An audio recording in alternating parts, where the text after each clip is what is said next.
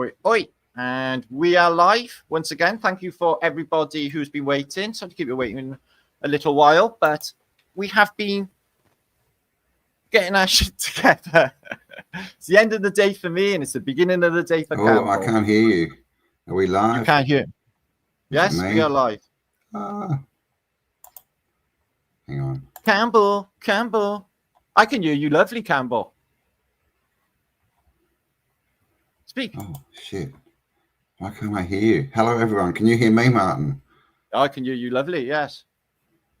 Oh. Yeah. But we're just talking. What happened? I clicked live. Hang on. You need headphones or anything? You can hear me? Yeah, perfectly. Oh, man. Un memento. No. Everyone can hear you. They can hear us both clearly, perfectly. It's just you can't hear me. Hello. Talk again? No? Oh my 1, God, 2, buckle my shoe. 3, 4. Rang dang diggity dang dang. Sound is good. People can hear me. I can't hear you. Why can't I hear you, Martin? I don't know. We can hear your dulcet tones, though, Cambel. Sounds like Nectar. Let me.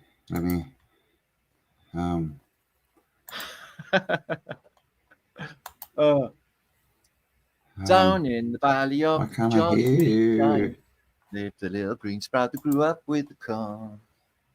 This is no good. Turn up your volume, Cambel. Oh, hang on. Pump up your volume. No, I'm back. Okay, we're good. I'm here. Hello, everyone. Sorry about that little misintroduction. How you doing, wonderful. It's wonderful. Give everyone a time to rally in and get all excited. That lovely, warm, tickly feeling that comes with real truth. Beautiful. Yeah. They try and thank you for coming to my channel. It's been a little while since we've had a chat, Cambel. I've been wanting to, I've been seeing you once since you got back from your extravagant, voyages across Europe, which is quite impressive.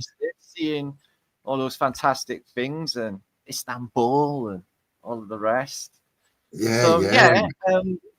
What are you up to now? What's been going on in Cambel world? Because it's really good to see you again, Cambel, obviously, my mate. So, dude.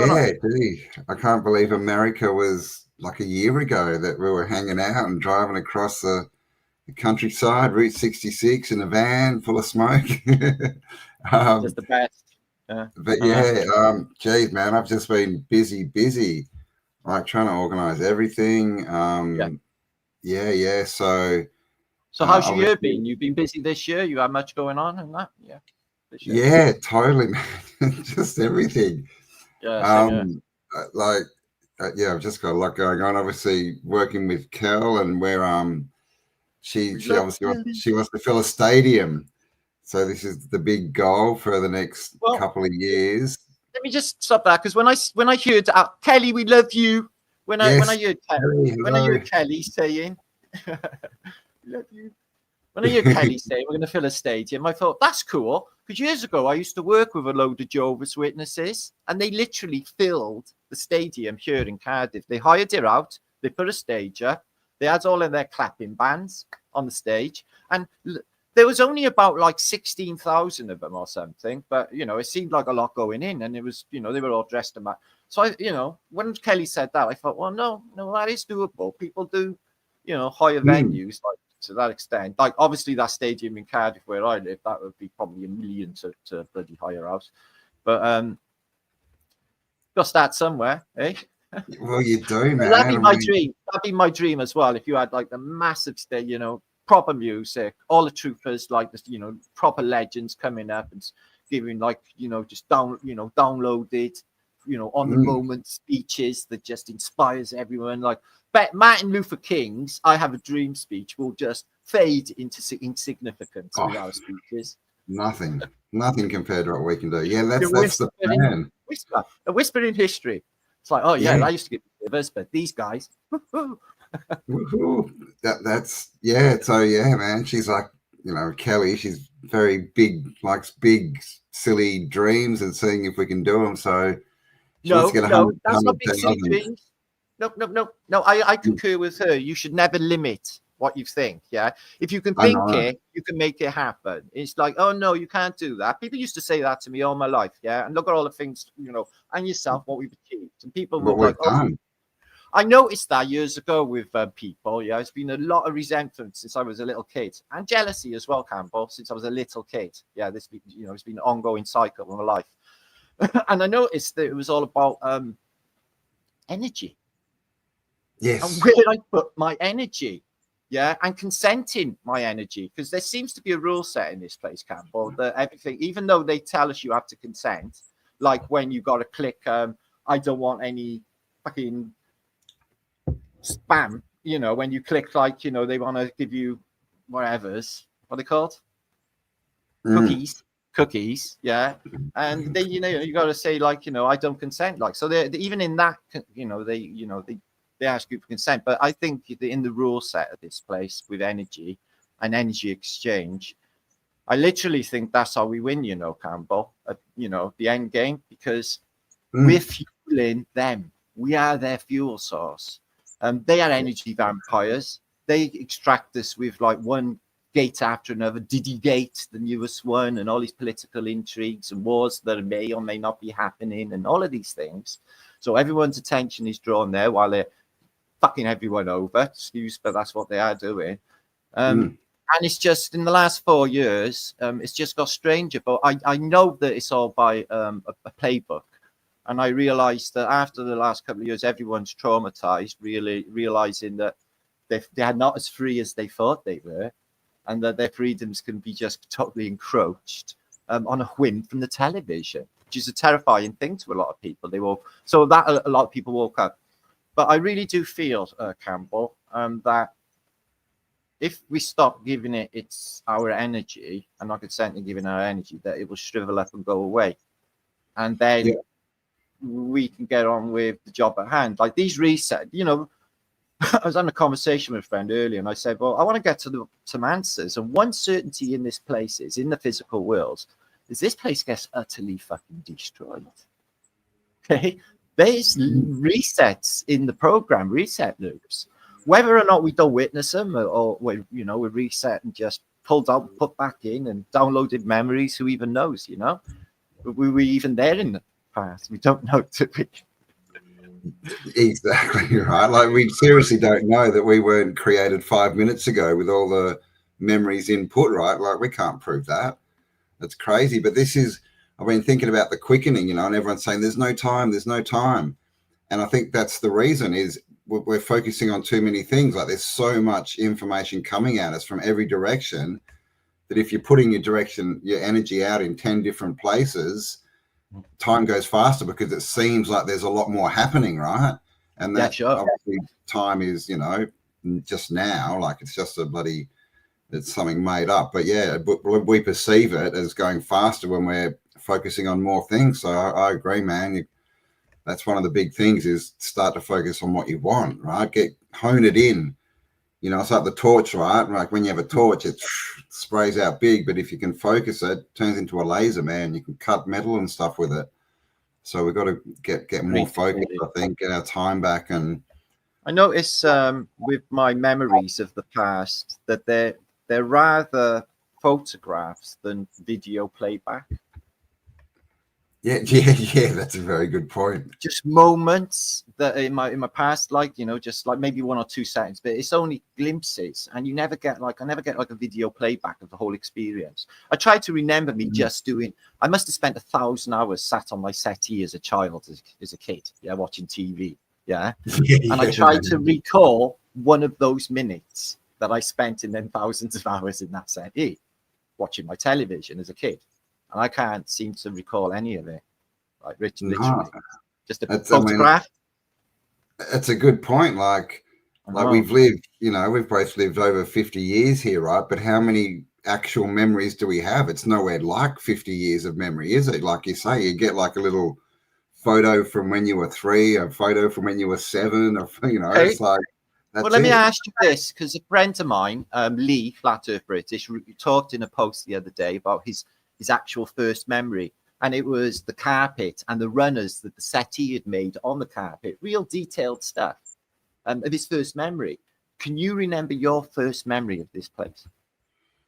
The first memories that I remember were just thoughts. So the first one I remember is, come back and get me, you've dropped me in the wrong place, this place is crazy. Like, that was literally, that's the oldest thought I have, is there's something wrong here. And the second one I have is that I'm here to fight a battle, like, and that was confusing because I'm very anti-war and all this, and I'm like, what the, no, this is all wrong. But then, you know, here we are, right? We seem to be fighting a battle. So they're my first earliest thoughts. But as far as like actual pictures and things, I mean, yeah, probably, yeah, when I was like 5 or so, being on a boat, and I had like a Dutch fisherman's hat on, and I can kind of remember the water and stuff. But again, it's kind of, when I start thinking about it, I get these photos. I don't get events of me walking around and being in it, if you know what I mean. It's like me looking at it. So yeah, man, like, I don't know. I don't get heaps of these interactive and nothing that I'm, you know, getting the emotion and stuff from as well, like where you're actually in that time. Yes.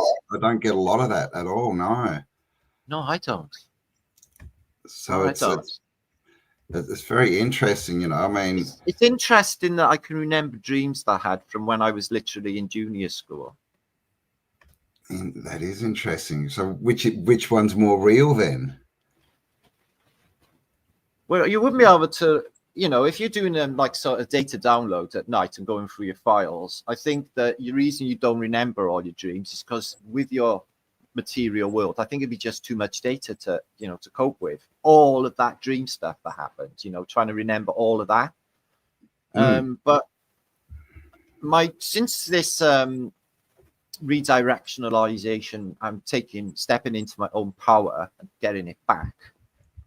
My dreams like, well, they've always been like really, really detailed, but lately they're more like a classroom, more like you can ask questions, more like I'm getting some answers, you know, I'm getting somewhere, and the dreams are helping me along. So I'm like, okay, I'm doing something right here, you know. Nice.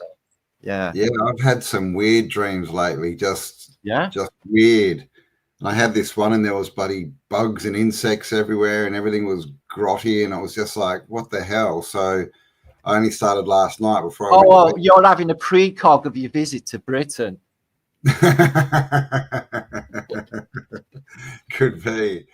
But yeah, last night before I went to bed, I'm like, bugger this. So I sat down and I built, you know, like the shield around me, like the golden light, and I was like, right, only good thoughts are coming in, only things for me, like all you other little entities, you're not welcome. And it was pretty interesting because, you know, you normally sort of focus on white light, but it took over and changed color, man. It had like 3 different colors and took on this funny shape, and didn't have any weird bad grotty dreams. So I think that's, you know, I think it's the same as when we're awake, right? We have to sort of consent to these things coming in. You know, there are rule sets in sleep and firewalls. I'm very limited. I'm just the same person in my dreams as I am. I'm literally had a conversation the other night about flat Earth with somebody and Tataria and stuff. Yeah, I said, I'm literally in my dreams telling them, I'm a YouTuber. Yeah, right. Yeah. Wow, Jesus, the dream state going to meld with the open state? Because we don't even know what dreams are still, right? We're so smart, the top of humanity and all this kind of stuff, the most intelligent beings ever, and we don't know what dreams are, and we don't know what life is. We're aroused from. But what about us, Cambel? We have never seen ourselves, and we never ever will. Only our body, we never ever will see ourselves. Only other people will ever see us. A mirror image is not you, it's a reflection of it's reversed. Yeah. It's true. No, and it's a reflection, which isn't actually you because it's a reflection. It's not the first. It's reflect. Yeah. Yes. So very good. You only see from there down, and you will never see who you are. You'll never see your face in this life. So interesting, isn't it? Right, so we are limited. Like I see somebody sent me a video saying, check this out, Matt, it's unbelievable. There was some youths and they'd taken DMT and they'd stared into, not directly into a laser, but where a laser was shining, and you could see the code. of the matrix in it, the right? matrix Well, I do exactly the same sat here. I got this prism here, and when the sunlight brings the spectrum through, I just go along it with my eye through the yellow, through the green, through all of the colors of the spectrum, and I can see this coding, this thing, the matrix, just in my spec. And that got me to thinking, I wonder if that's why Isaac Newton was so into prismatics, because he spent literally years of his life on Bible codes and prisms, apart from use of gravity and stuff.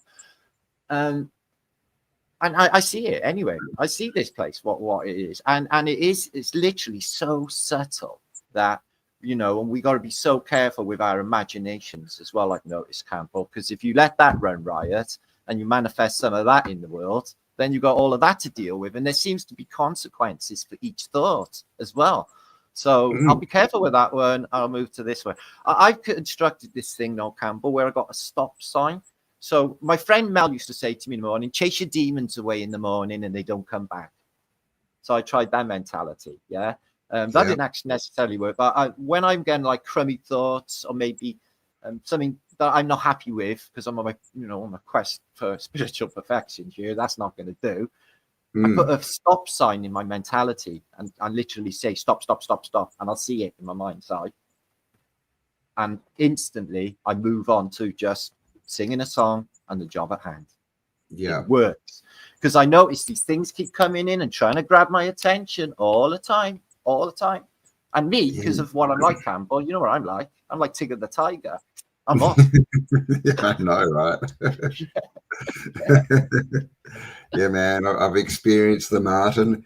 But yeah, it's true. Like, that's what I do too. Like, I actually give faces and see these thoughts as little gremlins or little whatevers, right? And then you can deal with them. Then you can say stop or go. I used to put them in like 44-gallon barrels and fill them with concrete and then send them into the sun. But I told not to do that. But it works. It gets rid of them. Like, so I think that everyone talks about consent. We have to consent, but I think we can take that consent away.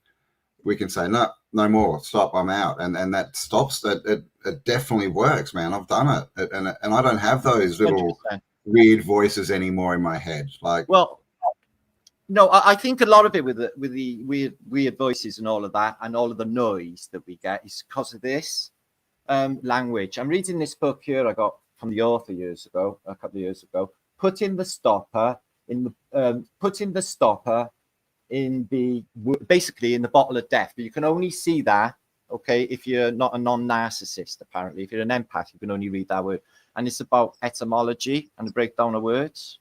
Okay, spells and spellcasting. Yeah, you look well, hell, and all of what we've been doing to one another with the words. Like, I like this abracadabra, because that I speak and create. So he's like God. It's, the word in the beginning was word, and then he created. So I like to think that we can all do that, but it's like there's so much distraction and confusion in this place. The thing is, like, what is all of this shit? All of this anyway. All of us just dumped in, yeah.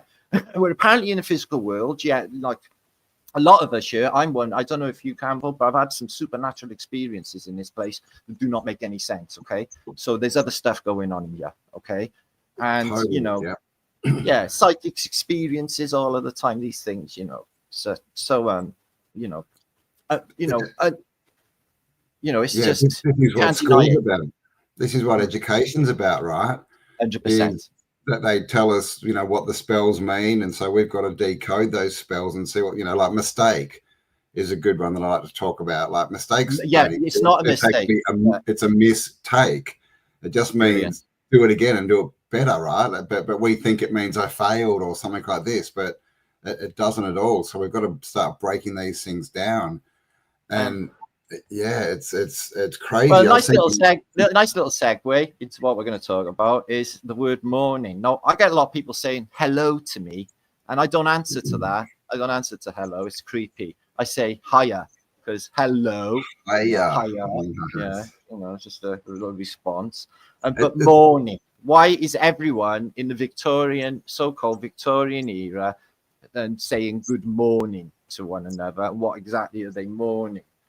So exactly, So if anyone hasn't seen Martin's chat with Alpha Vedic, go and check it out. It was really good. That's I watched it, and then that's why I sent you. I said, let's talk. We need to talk about this. So yeah, thanks. It's received well. Well, we can look a little bit at that, but there was a definite destruction of the old world. We can safely establish that by all the evidence that's been offered on these channels. Okay, I think it's overwhelming. You know, it's direct evidence. You just go and look at these buildings that are just, some of them are melted, some of them just been blown across the world, like, you know, Baalbek or something, exploded. You know, techie, whatever. Well, this is the thing with all these movies, right? About, you know, the aliens invading us. You know, they tell us that it's coming in the future, but I think they're showing us the past. I'm thinking along them lines. Something I want to show you as well. Something creepy that I don't know whether you've seen. I showed on my channel a little while ago. It just come up today, and I thought I'd show you. But a response to a comment that somebody gave me concerning these clothes in the Victorian era that everybody is wearing. Okay, if I just show you here an example of what I'm talking about. First of all, I want to show you this little video here, Cambel, right? I don't know whether you've seen this, guys, but this is the approach on Market Street 2 days before the city is completely destroyed. And what I want to draw your attention to here, if you can see this, Cambel, we're on either side of the picture. Everyone can see us, okay? Yeah. This is the Terminus building, okay? There's something really strange going on over by here with these two figures. And as we get closer, we'll see what it is. Okay. Whoa. So it seems to be two nun things that are acting really, really strange and like actually like ashen, really, and really just actually really weird. There's a lot of weirdness going on with this fabricated movie, but I wouldn't go as far as to say everything that have been given us is AI. And let me just get to there a minute. It's just a beautiful little part here. Erected 896 is what they got for that building in San Francisco. 896, isn't that yeah, interesting? yeah. So there's 1,000 years, right, sitting right there. Yeah. So it's really spooky film. There's something definitely off with it, and these nuns hanging around doesn't. So they don't look like happy, you know, creator nuns, do they? They look a bit dark. Do they how? Okay, is my pictures come up? No. Yep. We've still got the video. Okay, let me just excuse me, mate. Stop sharing. I need to you have to stop and then really bring it up. Yeah. So sorry. Well, go ahead. Yeah, no, I was just going to say, I think that I mean, and that you know, the photo is what, 2 or 3 days after the whole thing's destroyed, right? Like by fire. That one was by fire. It wasn't, but it still turned all the bricks into little bricklets and stuff. Yeah, here. So there's too much weirdness going on with the whole thing. The comparisons you can do with all of the melted in American cities. These are a collection that I got hold of from like a photograph book, if you like. And they're just so telling. You know, these people dressed in these clothes, you know, where exactly are they getting their kit sorted out? And, you know, everyone, you know, this is a point somebody brought up in my comments camp. But check this out, right? He said, there was a lot more to it than this, but he said, imagine if one of these people had committed a crime and you went to the police station to try and identify one of them. So what did he look like? Well, he had a black suit on, a tie, a white shirt, a bowler hat and a walking stick. He had a pair of brogues, a pair of black trousers, mustache. So basically, everyone looks exactly the same. How do you identify one person from another in this place is beyond me. It's crazy. Like, where do all the clothes come from? Like, where's this clothes factory that's just churning out all these black suits that are the same? And then we get the top hat men, right? Because the bowler hat, this one here, it's for, you know, they were wearing this still in London when I was a child, Cambel. This is what the old Brits were wearing. So how come it ends up everywhere in the world? Who decides these fashions? Do they, you know, ship them and introduce them on boats? How does this happen with fashion? Yeah. And fashion, of course, right? Fashion, fascist, fascies, exactly. Very close. Exactly that.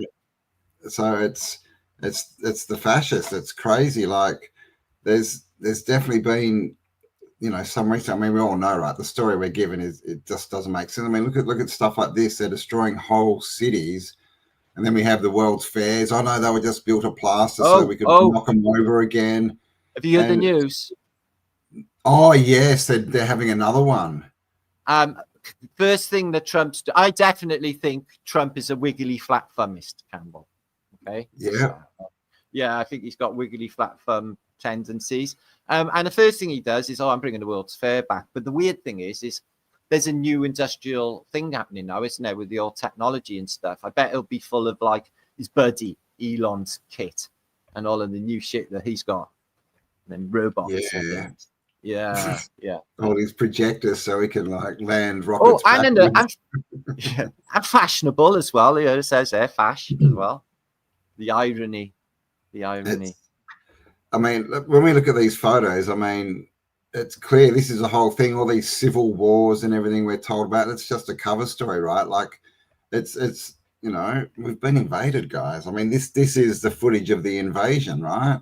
Where they came in, they took out all the cities, and through that there was basically MK Ultra on mass scale, traumatized everyone, and then they could just reintroduce the new narrative, right? But they've just done it again with this since 2020. It is okay, they haven't destroyed the world, but there's parts of it apparently are, and they're rolling out a new paradigm. It's literally the world is completely gone that I grew up in and you grew up in. It's just like to get that sense of freedom again. You know, I felt in America actually. It's the last time I felt any sense of liberty and be able to be relaxed and be free, because you don't feel it here at all. It feels like a dream.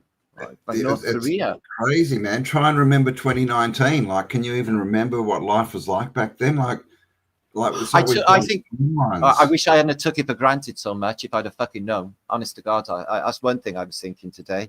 Is if I'd have known back then, you know, and just done more with it, than thinking it was all just going to tick over and everything was going to be Dixie. I felt that there. Yeah, but yeah, I was completely different, Campbell. Yeah, man. But I mean, it's interesting because there's a big thing now, like especially with the younger generations, they're all really interested in the 80s and stuff, and looking back at what life was, but you know, just back 40 years ago or whatever. And I've watched a couple of the videos, and they just can't believe it. Like, you know, like we used to run around and drink out of the hoses and stuff, and we'd be going all day and all this stuff. And you know, all these younger generations are like, "What, really?" So it's a completely different narrative they're introducing, and this is the thing, right? Like we've created this, right? Because I was thinking the other day, like, you know, with the whole is time, you know, retroactive, right? Can we change the past? And I was thinking, you know, what would it take to make everything like 1950 again, say?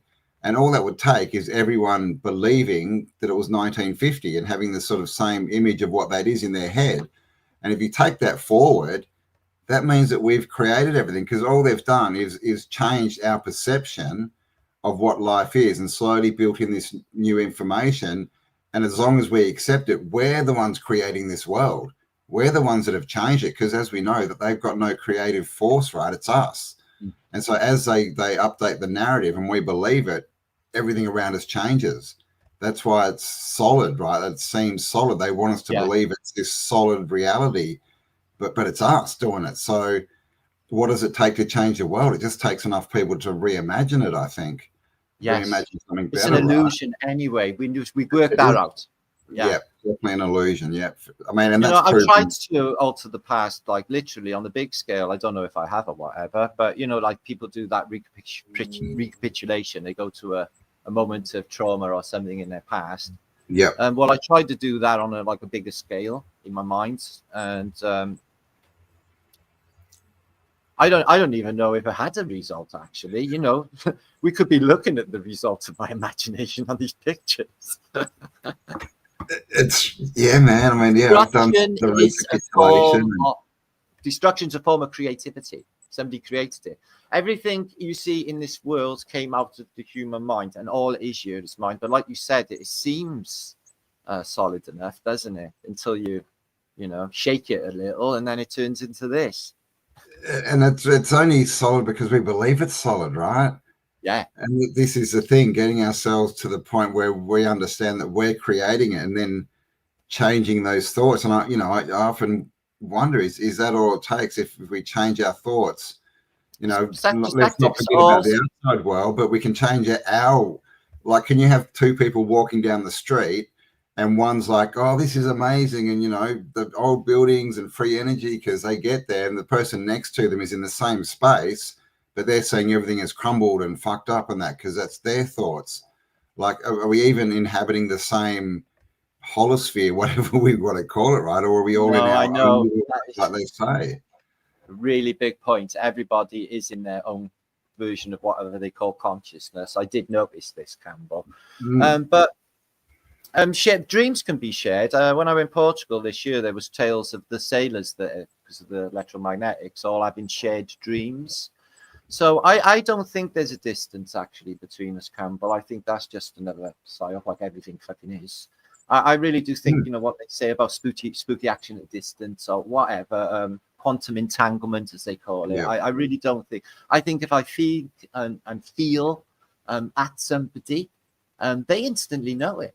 And that's because that's where I put my direction and my focus of my awareness. And just because I can't see them, you can't see the energy we have, that we give off. You walk into a nightclub, for example, and you just feel that funky atmosphere. That electromagnetic charge is invisible, but you're certainly feeling it. And if it kicks off, boom, click of a finger, the atmosphere can change. Just go like static, yeah, in an instant. And it's not, you can't see this this energy, but no. So it's there, isn't it? It is, yeah. Well, I used to do it when I was young. I used to like have this game, and it was when I'd walk into a room, I'd try and get people, as many people as possible to look at me, like to notice I was walking in. And it's completely like you walk in, you know, with your energy and people just turn around for no reason and look at you. So it is energy. Right? Look what you're doing there, because if you work out how this place is and the energy exchanges, is you wanted them to look at you. So you were taking that energy and boosting your energy because, hey, I'm funky chap. I'm beautiful, man. Check me out. Yeah. And we've all done it. I've done it. It is how those, you know, this is how this place is people, they need energy. But if you get like people with, you know, broken and they got a dark energy and stuff, and they will try it and like a vampire, suck the energy right the fuck out of you. You know, I've been around some people, Campbell, and I had a conversation with them, and by the end of it, I could have curled up and died. They left me just weak, sucked all about, and it's, you know, it's just all that negative shit, isn't it? That I famously. Yeah, man. I mean, I hear you. I mean, you know, when you put yourself out there, like these darker entities, they find you, don't they, man? They come after you, and even if they don't let you know who they are, all this weird shit starts happening, and like, so all these, you know, dark witches or whatever you want to call them, like, they exist, man. Brother, I know it, but they're mistaking that I got a good heart, but that I'm not fucking tough, and I am, and I just, I've been through too much, like, you know, all of the bad things that have happened to me over the last few years. I think to myself, you know, since the last 4 years, I think that is absolutely nothing compared to all the shit that's happened to me before. I can just bounces off me, Campbell. That's why I'm unaffected, you know. Yeah, and I'm literally bulletproof to this place, you know. Well, yeah, we've got to get there and understand that at the point of it all, we still have choice, right? Like you know, we've all had challenges, especially in the last 4 years, but we get to choose how we're going to act because of that. You know, we can let the world, you know, win us over, and then we, you know, start complying, or we can go, fuck you. Yeah, you know, thanks for the lesson. What do I need to learn here? I'm moving on, man. I'm going forward. Or up or out or whatever the movement is. Who knows? There's a lot of keywords, isn't there? What people go with, like the word conscience. I mean, even though nice one. Conscience. Yeah. Consciousness. Yes, yeah. And at the end of most words, we get this ion, right? Yeah. And an ion is, you know, if you look at science, they tell you that's basically when you break down atoms and stuff, you get an ion, which is the energy. That's ether energy. Lion, just anywhere with ION on the end, which is many of them. And it's the same with corporation. Ion is the energy of the corporate, right? The corporal, like the rule. So same with emotion as well. EM, anything with EM on the front designates electromagnetics, like EM, emotion, electromagnetic, and that is definite. So yeah.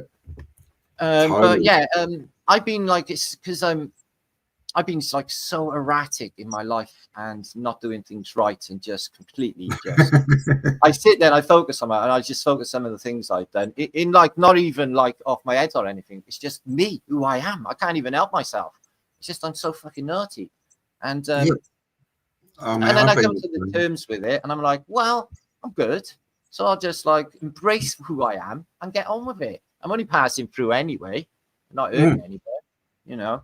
Although I have got a mouth like a Mersey tunnel, so I have to like watch that on YouTube. A bit of a swearing bear, especially with 30 words. So but this is the thing, like that's the whole compliance, right? Like if we believe the narrative, then that's where we live. But again, we always have that choice to go, well, you know, that's one option, but I'm going to go and daydream and use my imagination to create something better and live there. And that's how we change the world, right? It is. Something else that occurred to me as well is because, you know, I'm 57 years into some MK Ultra experiment as far as I'm concerned. And I really do think that there's something still blocking me. I think that, you know, to get in this thing complete, it's like I'm there, but I can't mentally vocalize it. If that makes sense. And it's because there is something in here with us that won't fucking let me. It's like, haven't I got control of my own free will and I can't speak my own mind? It's like, how can and it's not me that's doing that. I'm sure it's not, because I know this is a thing, because it's simple, right, to change reality, but it's not easy. And it's like, you know, I've you know, it's there's something. It's like there's a TVA or time capture or something that literally watches people. If you're in the big game or something, if you're in the game, that you are literally affecting the paradigm of reality, which we've been doing, Cambel, you know, with this narrative of mud floods and Antiquitech. It's literally smashing it on. It's on TikTok every fucking way. I know, right, man? I hear everyone going his story. Everyone's telling me. I'm like, what the hell? I just changed reality, man. And we do, and everyone does, and everyone thinks, you know, that you need to do some big thing, right, to change reality. But all you need to do is influence someone, right? You just need to be your best self and have someone look at you and go, oh, wow, and like have a thought about that and change their actions, and you've changed the world. It's that simple. You just need to be the best version of you can be. Admit your mistakes. Changing the world. Yeah, admit your mistakes is something. And, well, you can't be right unless you're wrong, right? The people who are right more often are the ones who've been wrong more often. So that's another big thing that we're taught that's wrong. Like people think, you know, to be right that you're never wrong, but no, man, the more you're wrong, the more you can be right. So it's, you really got to think about. Yeah, I think all of us are still under some sort of MK Ultra. I just really do think there's a lot, you know, that we can just break through. Yeah. I mean, this is the whole thing about, you know, like the whole, whatever you want to call it, self-help kind of movement. You know, I've been into those books and stuff since I was a teenager. And when you look at it, the whole industry is there just to try and get you to believe your thoughts, to, you know, to create something else and actually believe it. And you know, we're way down that path. But yeah, just getting that point where you can actually 100% believe it and start to become a proper creator. It's so hard to get there. Yeah, you know, you've got all the information of how to do it and all this stuff, and you try, but it does seem like there's something blocking, right? Like there's a firewall or something there that we can't quite get through to be the ultimate creators of reality. And so here we are stuck with all this information coming at us going, that's reality. And you know, repetition, right? With enough repetition, we start believing it, at least. That's what Hitler said, wasn't it? If you keep repeating it enough, they'll believe it in the end. That's what Hitler stated. Even to the fact of what is solid, like that's what education is. They get us there and they tell us what the world is. It's like, this is a house, this is that. And by the way, you know, your imaginary friend is imaginary, and anything you can't see doesn't exist. It's not real.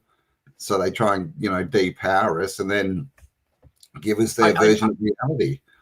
I literally seen a Twilight Zone about that, Cambel, an old black and white one. This girl, she was highly psychic, and she gets put in the classroom, and the more she learnt words like CAT and tree, and the more that woman, you know, the teacher was like, no, you're not in that world of imaginary friends. It disappeared.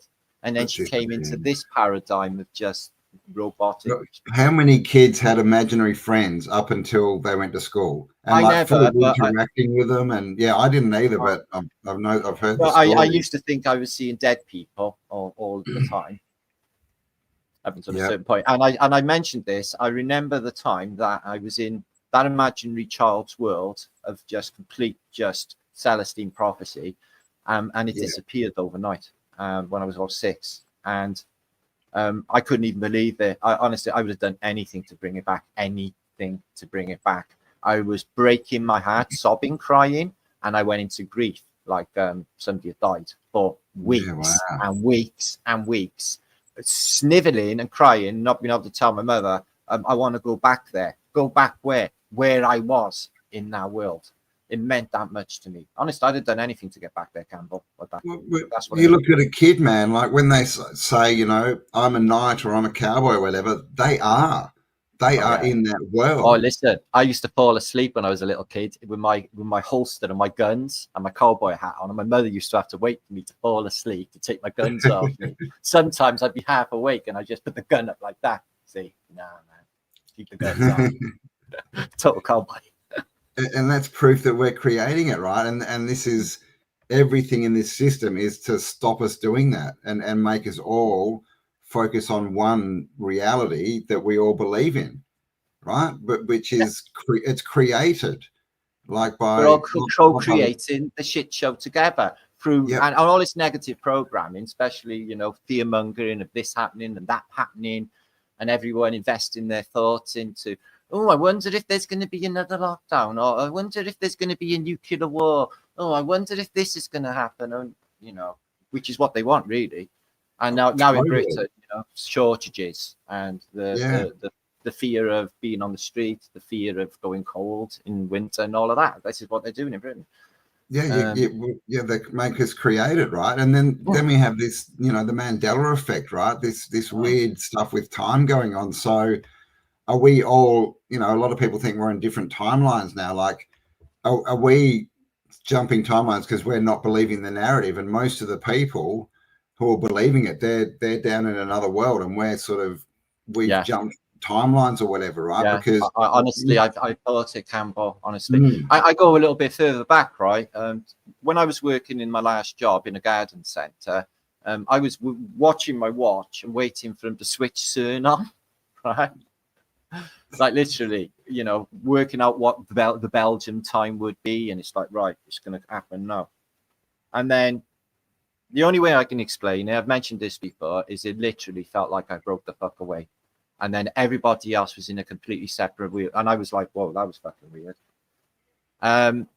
So, yeah, along those lines, I really do think that it looks nothing like the world we were in before. Nature is not the same as the world before. The sun's not the same. The sky's not the same. And stars not the same. Nothing is the same. The people, oh my shit. We've ended up in like some weird zombie Armageddon movie. Everyone's just like, sucks bad. Everyone's grumpy. Everyone got bad vibration. It's just like, what the fuck? Everyone invested into this greedy system. I can't believe they just pushed on with the greedy system after what just happened, and everyone played into it. Oh my God. You know? I know. I mean, and well, how many people are even down here with us, and how many have left since, you know, 2020, or have we left? We don't know. Because it seems to be a smaller population of humans and a bigger population of these background people who are just there to try and make us believe the narrative. Yeah, man. China. Is there really fucking a billion? I'm watching these things on China. They've got these huge railway stations and 1 or 2 people in them, man. It's just like, where's the crushing them all on the trains like in Tokyo? Yeah. None of it. Yeah. Well, yeah, Kelly, man, she was in India, you know, with 1 billion people, and she said there was just people. She said you knew there was 1 billion people, like everywhere you went, just people everywhere. Got to China, country about the same size, 1 billion people, same population, empty. Like literally, she's saying they're driving down like 6-7 lane brand new highways, and there's just no cars on them. Like they're the only car. And, you know, walking around cities and there's just no people. You might see, a couple of people, and at nighttime, there's no lights in any of the apartments or anything. Like there's just no one there. So, I've seen that. what does that mean? And then we've got all the ghost cities that were built and all these creepier than that, right? Do you know when everyone first got let down in lockdown camp, right? My friend of mine, again, Lee, flat earth British, he was back in work and he was going through the docklands of London, skyscrapers everywhere, Canary Wharf. There should be hundreds of thousands of workers. This was in summer. And he's like, he phones me and he's saying, everyone's gone. I said, what do you mean everyone's gone? He said, there's not a soul anywhere. He said, there's got to be someone. He says, not. And it's boiling hot summer, Matt. And he said, no one's out. No one's in their gardens. He said, don't they even open their windows when it's boiling hot? There's no air conditioning in Britain. I'm like, yeah, that is weird. Then were they hot? Just nuts. Cambel, I was the only person walking around during that time. Me and my son was just doing walks. And we've seen the same people every day for 2 years. Honestly, it's just like, where is everybody? So we don't know, do we? No. They could just be saying that. Because honestly, you know, when I used to go in my city centre, Cambel, when I was like a teenager, you know, the main high street, Queen Street, there'd be 100,000 people on a Saturday. You wouldn't even be able to get through the crowds. I shit you not, it was jam-packed. Nowadays, there's just people dotted around. Yeah, where did everyone... But apparently the population's increasing, right? But there's less and less people, and this is that's not true. Japan, apparently, they're selling more nappies for adults than they have for children in Japan. Oh God! Because it's an aging population. Regressing, man. But if we believe, this is why they keep telling us, you know, the world's overpopulated, 8 billion people, 8 billion people, and if we believe that, I think we create the you know, all the people around us. But if we start to question that, then it's like they disappear. Yeah, but we went across America, Cambel, and it was large expanses of sweet nothing. Yeah. Like Texas, man, 80 million people just in Texas, and 90% of our travels through Texas, there was just no one, wide open plains, right? Nothing. So and you know, I got the same in Europe. You know, we were traveling around, and there's no evidence of overpopulation anywhere, man. I went through like 6 countries or something, and it was just all countryside. You might come on these nice little towns that were definitely not overpopulated, and then it's just nature for the next, you know, 15 minutes in another little town. So it's all just, it's crap, man. If you go out and have a look, the story they're telling us is not, it's nowhere near true. It's just not. Did you go to Dubrovnik at all? Yeah, man. Well, that was one place where there were crowds. Holy shit. Like in Dubrovnik, in the morning, all these buses roll in and just all these people get off, and suddenly it's like, whoa. But we stayed inside the castle, man. We had a room like literally in the walls of the castle, and come like 8 o'clock at night, we had the whole castle to ourselves, man. And we were just walking around. Yeah, it was fucking awesome. We would just walk the whole castle and find all these cool little places everywhere, and it was awesome. Yeah, but expensive. But come the morning and all these busloads of tourists turn up, and it's like, what the hell's going on here? But Dubrovnik, yeah, man, that was very, very cool. Great castle. But also the other thing that we noticed, like by the time we hit Dubrovnik, we were calling them like what do you call them? Like Disneyland's theme parks, history theme parks, because you know you walk around and it's some of it's old and the walls and that, but all the inside it's like, oh no, well we remodeled and redid the face of the building. Yeah. Well, you know why? Brand new. It looked like it's not brand new because it got destroyed. I was there like just after they filmed the film with Robbie Coltrane called The Pope Must Die, and it wasn't filmed in Rome. It was filmed in Dubrovnik because of similar architecture to Rome. And I went in there. It was like absolutely smashing. really, really, like I said, busy city. I've got everything. And then I seen it in the news about 2 years later, and it was just like rubble. Yeah, right from the war, I guess. About the war, it got destroyed. Yeah. So it's all been rebuilt, and it just looks like a history theme park. Do you think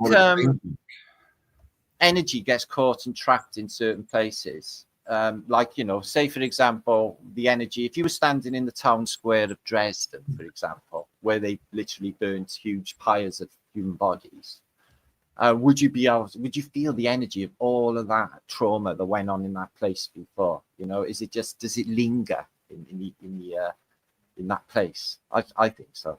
I think so. Yeah, no, definitely. I think we can feel, yeah, like there's some trauma that's so emotionally charged that it stays. It fills that area and stays there for sure. Yeah. Yeah. That's what I felt when I went to that staff photo, man. I just felt like depressive, felt like in bad mood, felt a headache.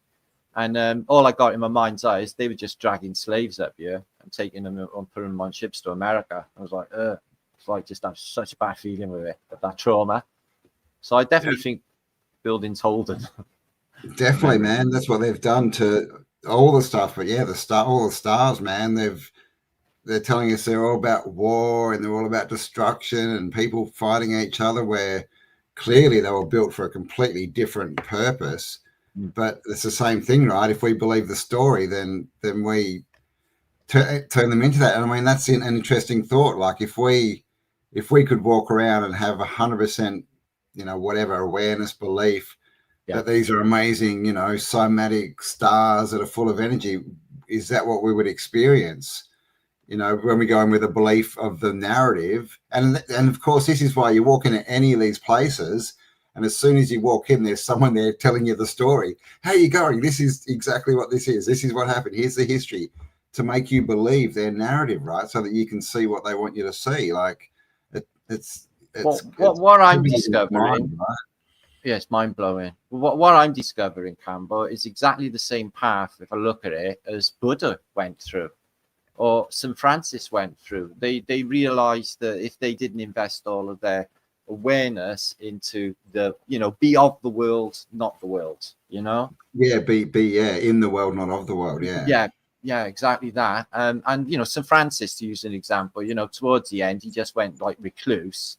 And just like, you know, he didn't need the outside world because he was just spiritually there. He didn't need anymore. He didn't need food towards the end. Same story with Buddha. He didn't need food in the end. It was just, I think that we can, like, you know, stare in a jar and we're water and we find that vibration, that key, that chi.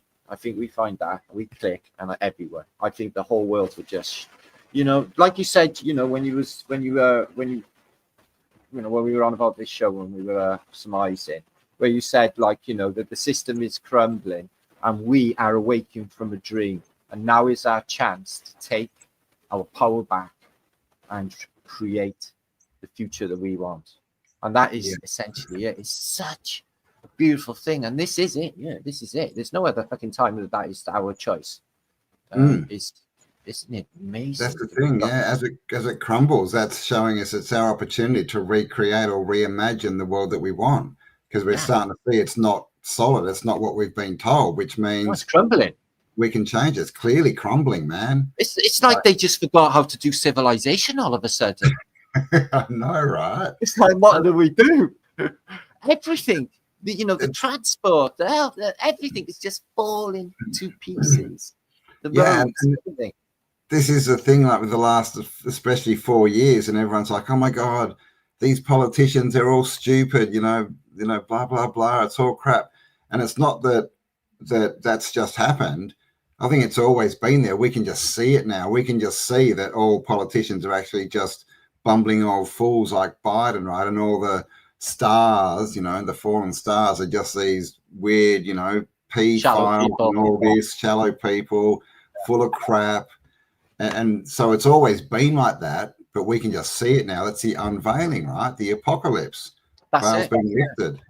So we can see what's actually going on.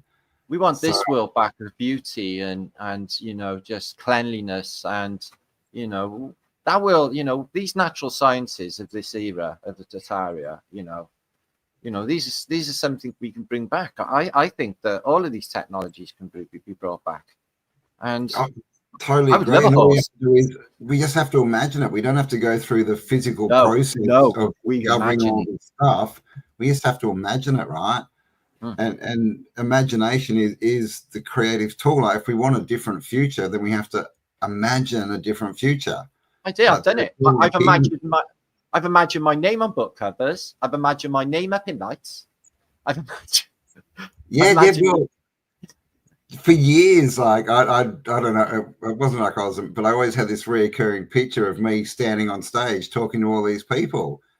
And then, Kelly turns up and suddenly, I'm talking to 500 people on stage, and we've done like 10 shows. I've done shows with you, and you're a natural. You're a natural. We just created that, right? Yeah. But look at this architecture, what it would have done to our soul. So, you look around now, it's just like soul destroying. But that's by obviously the brutalization. Wonder. That's why I say awesome so much, right? Like, get some awe. Get your wonder back, because awe is wonderment, right? Looking at the world and imagining, like, that's why we need to all, get some awe, right? Be more awesome. Not get lost. It's awesome, really good. Yeah. People have been lost, and I everyone has, and we to all get our, come together and just see this world that we can see together, and it's beautiful. It's a really beautiful place. The world that they got everyone manifesting. That's what's happening with that crumbling society.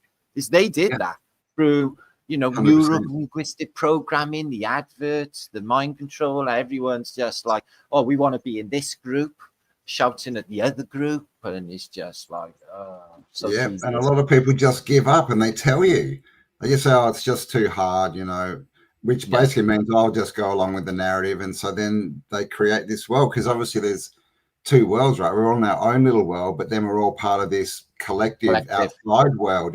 So the highest percentage of people in the outside world thinking one thought, they're going to create most of what we interact with.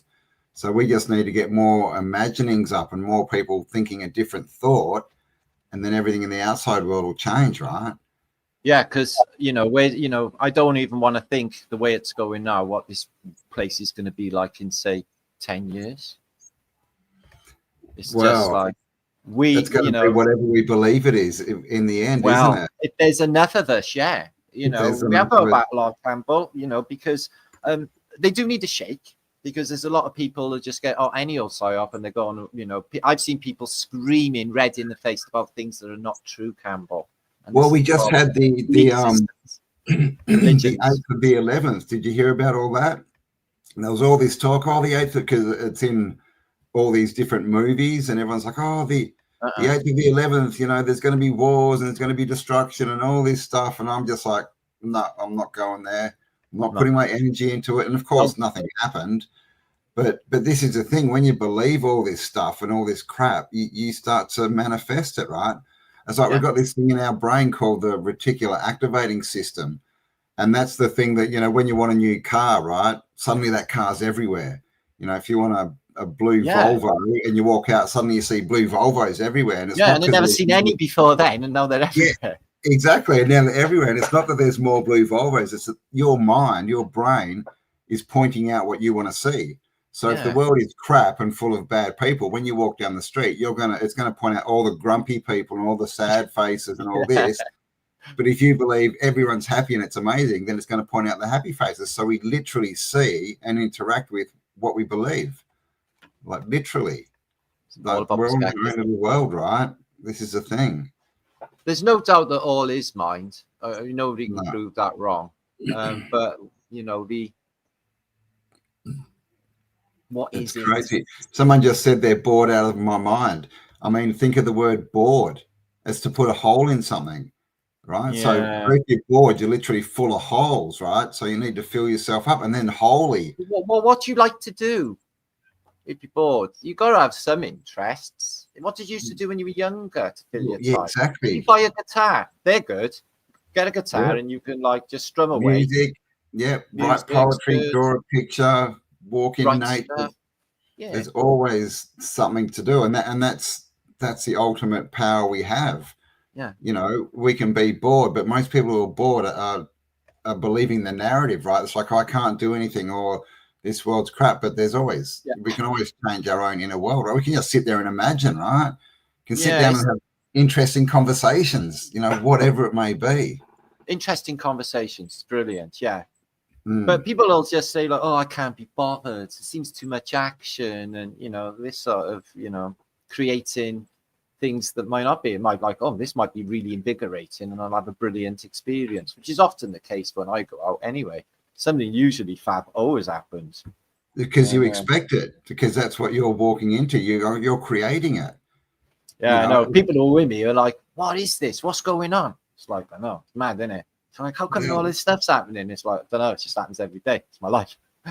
Yeah, I mean, like we experienced it in the US, right? Like, yeah, like exactly I went there. I didn't know what was going to happen, but basically, I just had the thought this is going to be awesome. And I mean, how was Coronado Beach, man? We were literally like mingling with all the bloody millionaires and the upper crust, and in this amazing place that not very many people get into. Well, to this day, that's the best place that I've ever been. That was just crazy, man. That was sitting on the beach, and all these people came and brought us chairs and umbrellas. What was weird, right, is this this guy turned up. He was lovely. His wife was beautiful. She was like a flash pole dancer. Can you remember that lovely couple? Yeah, that couple. Yeah, I remember them. Yeah. And he brought a guitar down to the beach, and he's like, I've selected some songs for you. They're all your favorites. He literally knew me so well that he literally just pulled off my one song after another of my favorites. Neil Young, Heart of Gold. I was like, wow. How does that stuff happen? Like just the fact that he prepared himself. It was just like, hang on, I'm on the Pacific. The weather couldn't be better. I'm on the beach of fucking San Diego in Del Coronado Hotel. And I got some guy, he's playing all my favorite tunes to me on a guitar. It's like, hello. It's some of the stuff that happened in America was just crazy, just like, right? Wow. Insane. Just the best, man. Just the best. And like we ended up like sitting on a lake in someone's backyard, and Max Egan was playing the guitar for us, and like that was absolutely wicked. That was a great afternoon. That one. Yeah. Just Robbins. Man. And it's just because we didn't imagine the details. We just imagined it being awesome and like expecting something good to happen, and it happened. And that's it. And that's how we both got there in the first place, right? It's I never actually thought beyond the next hour or anything. It's not like one day and think, well, fuck, what am I going to do tomorrow? Where am I going to be? Or where am I going to live? What am I going to do? Didn't even give it any thought. It was just like, wake up, another day. Something will happen. What's going to happen? It's going to be awesome. It's something always did, man. It was something always did. Yeah, man. And we got there by just saying, oh, I'm going. Like we didn't sit there and go, oh, well, I'd like to go. I better figure out how I'm going to get the money and how this is going to happen. No, we were just like, oh, we're going. And suddenly, somehow, we both ended up there. We had everything we needed, right? Like we didn't have to ever worry about money or food or where we were staying. It suddenly was just all provided to us. And it was amazing. And it all came from intention and thought.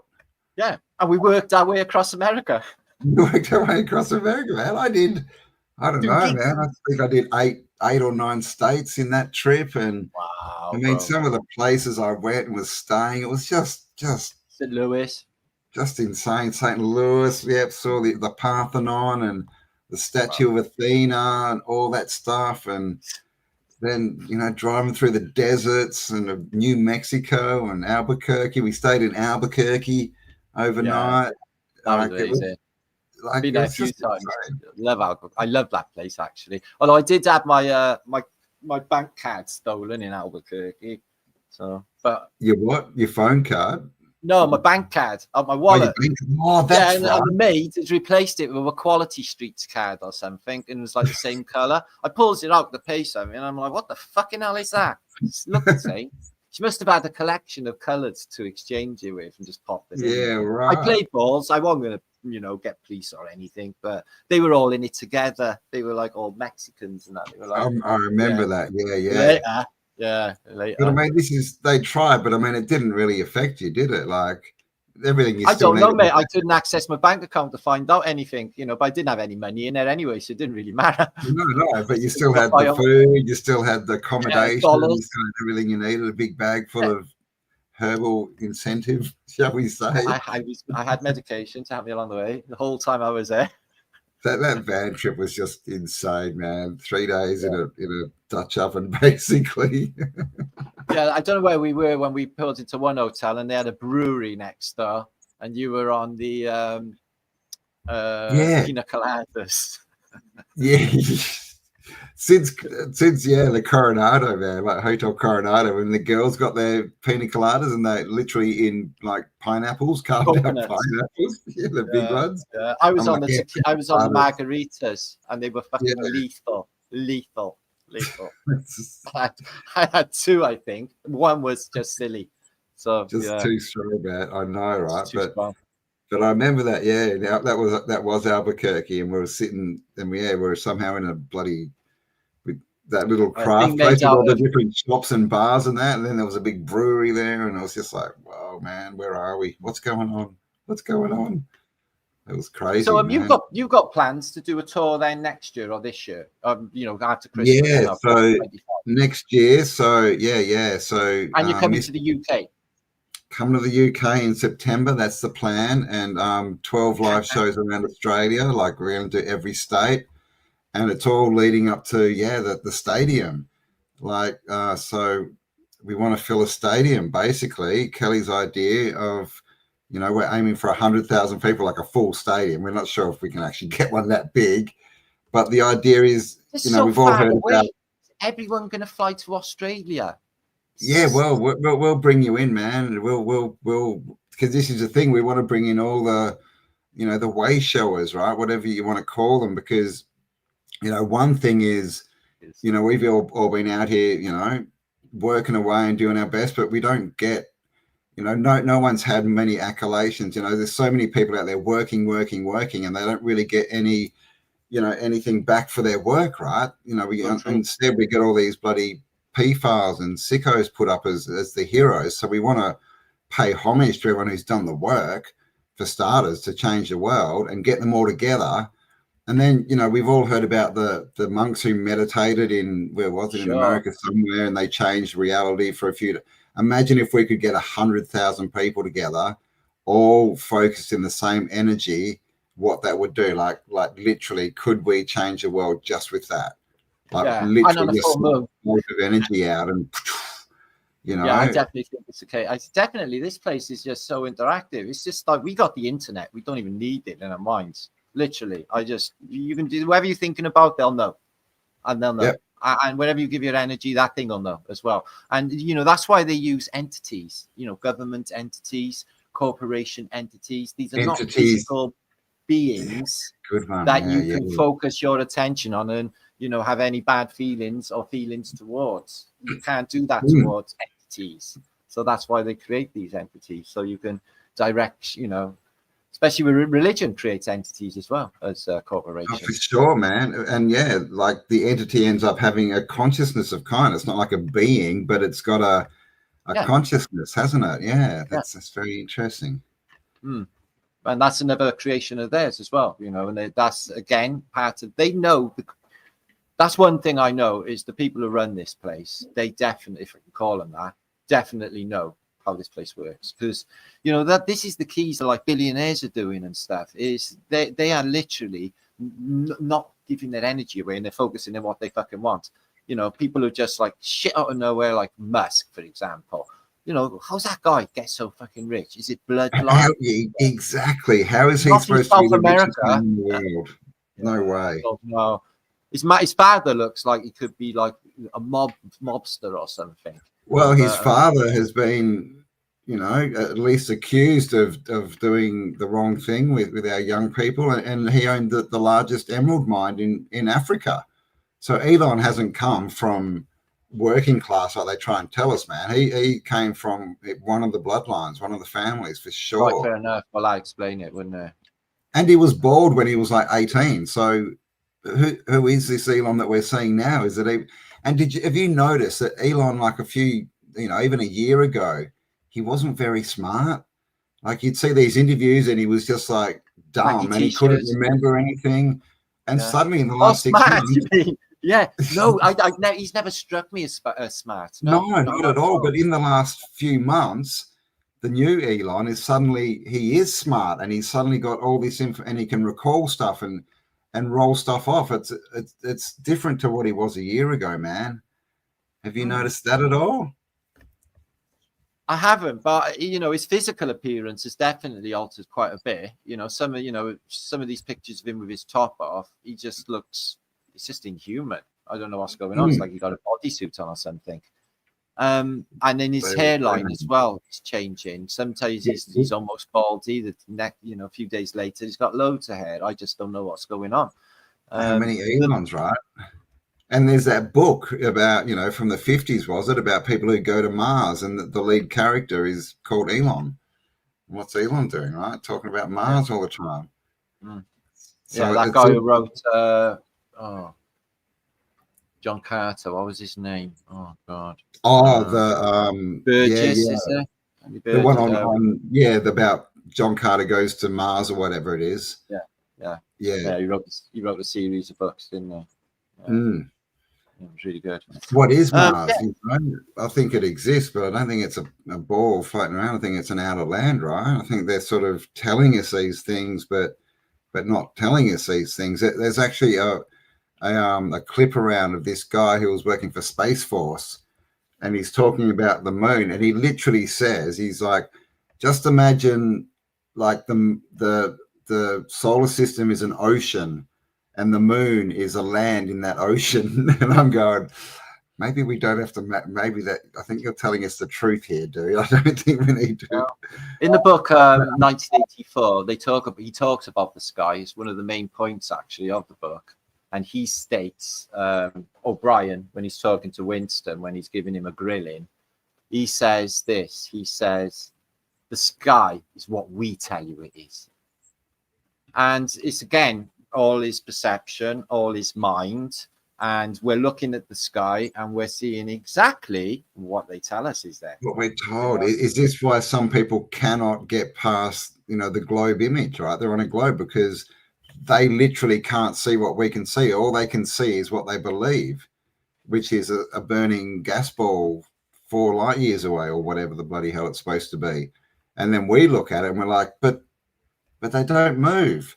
You take a picture of gas giants make no sense to science anyway, you know. How can you burn a gas giant in a vacuum? Where's the oxygen coming from? Yes, exactly that.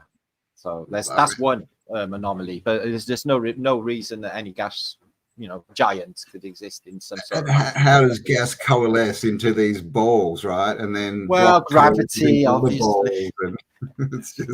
It's a dumb story, man. It's just so stupid, and there's no evidence for any of it. I've been waiting for years, nothing will either. But you know, I can literally see as I'm looking around now, Cambel, all these millions and millions of tiny little dots that I can see, just billions of them, all different colors, reds, yellows, greens, blues, and it's that is making up this construct, and it's me out of my mind that's making it there, you know. And like you said, he made him he's like, well, we'll tell you what the sky is. And he got him like to literally acknowledge that he had 5 fingers up when he only had 4. He literally hallucinated it. His mind altered to make that real from what he was being told. And that is the power of our mind. And that's what they do. They bend our mind and mold it into a perception. And if we break free from that, break free from that, and then all of it comes back, and then you start feeling empowered. That's the challenge.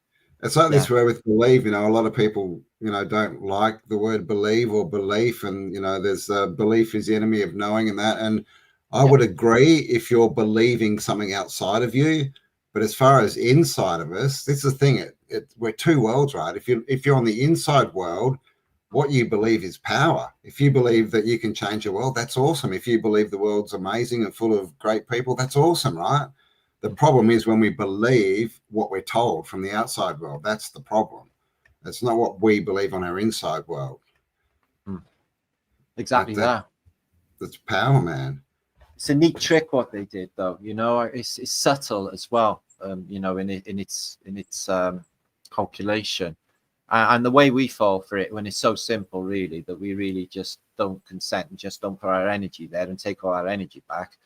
You know, how many years have I wasted in my life in fear, Cambel, of things? You know, nuclear war, for example. I was literally, if a motorbike went past too fast, it would sound like the start of the 4-minute warning to me, and I would literally nearly have a heart attack. My heart would start pounding. I was that nervous about the 4-minute warning. Yep. I remember back in, late 90s when they were bombing the atolls out in the Pacific somewhere, the French. Yeah. And I believed it, and I got into all this fear. Oh my God, they're blowing up the world. They're doing, but it was all a story. It didn't exist. And I met an Australian that witnessed them tests, and I got into that conversation in an antique shop with him about it not being real, and he said, "Oh, excuse me, I seen a nuclear test." I said, "Oh, really?" I said, "Where was that?" He said, "In Australia." He said, "When they were doing tests." I said, "Right, did you see it go off?" He said, "No, I heard it, and it was like a flash in the sky." He said, "It was over the curvature of Earth." Cool story, like, bro. All right, nice one. So you didn't actually see anything then, did you? Like, no. This is the thing with memory. Like, people fully believe that they were there and they saw it, and then when you start questioning them, they're like, "Oh, hang on, no, I actually didn't see it." So they're literally building our memories too with all this crap, right? So how much can we even trust our memory? Okay. What about others? Do you think we're manifesting that? Like others, other beings, the other things that are happening in this place. Spiritual kind of stuff, or the control kind of stuff. No, spiritual kind of stuff, supernatural stuff. I think so, because a very interesting thing about that is people who don't believe in that stuff never see it. Well, my mother seen a fairy when she was a little girl. It came up out of the drain. It was a little pretty woman. She flew in front of her face and then flew back down, she said. Yeah. And this is the thing. If you believe the programming, if you believe that could never happen and it was all just silly, then that could happen in front of you, but you wouldn't see it because you can't see it, because your brain's telling you it doesn't exist. You got it. Yes. So we can only see what we believe is true. Yeah. Oh totally, my God, man. You're onto something there, Cambel. Let's unlock that. Let's unlock that. Work there a minute. Work more there. That's something we're getting there. Yeah, so this is the thing. Like, this is why people who tell you all that stuff is, "Oh, don't be stupid," that none of that spiritual stuff exists, that everything's solid. They will never ever see a ghost or a fairy or whatever, because they literally can't. It doesn't exist in their reality. But if we can believe that at least it's possible for it to exist, then we can see it, because it's a possibility, right? Totally. And this is how much we're programmed, how much they're controlling the outside world through their narrative, through what they tell us. This is, if we believe, then that's what we conceive, right? And everyone talks about, if you believe, if you want to create the future, not that you can create something different, but if you want to create your world going forward, you've just got to believe it. Well, yeah. And exactly the opposite too. If we believe their narrative, that's what we're creating for them and for everyone. This is a whole scam, right? What's that line in the Matrix? It's a prison for your mind, Neo. Mind. It's not outside. It's all inside. Clues in that. There's so many clues in that. It's just unbelievable. Yeah, man. It is. Hey, I need to run to the toilet quickly. I'm busting. I'll be back in 2 minutes. Yeah, we got 500 people watching. Let me give a few people shouts. Thank everybody for being here on this lovely Tuesday night. And look at Cambel. He's sitting in a great expositions, guys. So I hope you've enjoyed the discussion tonight. I have, very much, as I knew I would, for some Cambel. There is no cutlery. No, there's no spoon. There is this is what we're just saying. There is no spoon. It's just so counterintuitive, isn't it, to think that this is the solid world when really, it's just not really. It seems solid. What was it? Not to use an Einstein quote, but he said, what was it? It looks very permanent, doesn't it? It's not. So we got Joy, Ruby Speaks is in the house. Good to see you, lovely. Kay's in the house. Oh, we do bounce together really well. We do good thinking together. That's a definite. Todd, good to see you. Good stuff. Well, make sure to share this out and make sure to subscribe to Cambel's channel as well. And Sheila and we're into a new day. Yesterday was 11/11, Armistice Day in Britain. That was loads and loads of ones in the days, which I thought was really good. Because everybody's in the same consensus that ones 1-1 or 1-1-1 a really, really good camera. So I'm thinking, yeah. So Giggy Neptune, howdy to you too. And Kimo Sap, good to see you. Delightful discussion. Well, I was watching chat over here, but my computer's just decided to reset its stuff and give me update. Great. Yay. More fucking Microsoft updates, even though I don't even use it. So, Tulsa, Oklahoma. Oklahoma by the wind. Don't want to break out into Rodgers and Hammerstein music in the middle of a vlog. Probably not really done in this century. So MAS is an acronym for Military Auxiliary Radio Station. Well, I don't think about up there really much. It's pretty and stuff, but I can't I can't ever substantiate anything or prove anything. Same as them, because you can't get up high enough. They show you maps and images of what they say are satellites of Britain, but the truth is, if they get up like as high as they can possibly get, they would only get a small segment of Britain. You couldn't get the whole island at all. You wouldn't be able to get high enough actually to do any of this. So because there's a barrier.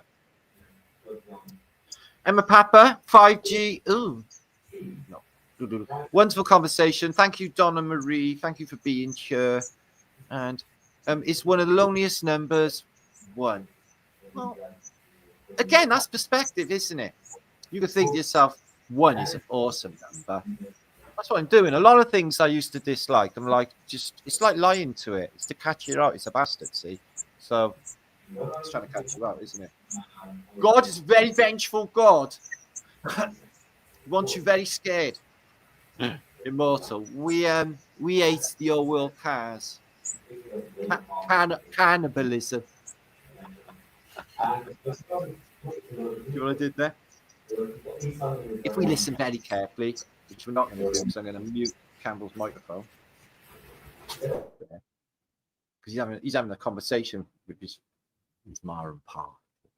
Vaughn, good to see you, my bro. Drummer Sage. Oh, excuse me, not Drummer Sage, it's Drummer Snare. Sorry, Campbell. No, you're good. No, sorry. Hello to everyone in chat. How are you all? Thanks for being here. I'm unmuted. Yes, I'm unmuted. Cool. I just muted you a little bit because you could hear the news in the background. Dude, I'm staying with my parents for like a couple of months in so Perth. Awesome food then, is it, on tap? Yeah. Comfort, warmth, cushiness, and awesome food on tap. Temperature control, man. It's crazy. And like I said, they're leaving the TV on all day. You don't have to look at it. This is the thing, man. They wake up and the TV goes on to a news channel and it stays on until they go to bed. And then when they go to bed, they turn the radio on the news channel. It's fucking crazy, man. They all do it, Campbell. What else are they going to do with their time? They can't, they're old people, aren't they? They can't go. They're old, man. They're systemites. All they do is walk around and repeat to me what they've heard from the TV. It's fucking crazy, man. They all do that. And I walked past when they were watching Elon's rocket reverse land. And I was like, oh my God, it's so amazing. Oh, look at this technological marvel. And I'm just like, oh my God. Oh, it's physically impossible to have reverse thrust. It's so childish. It does my head in. It pushes. How can you how can you control something's bloody vertical angle from a reverse thrust? Well, what you do is you copy Stingray or Thunderbirds. You copy Thunderbirds. Look, that's exactly, man. Just like the Thunderbirds. It's crazy, right? which is interesting that he just jumped on the Trump bandwagon and became almost. Why though? I don't know, man. Why are they so pally? And why is like Joe Rogan's all important? He's just a ganja smoking podcaster and he's not even that good. So what deal? Exactly right. How did he become the biggest, podcaster?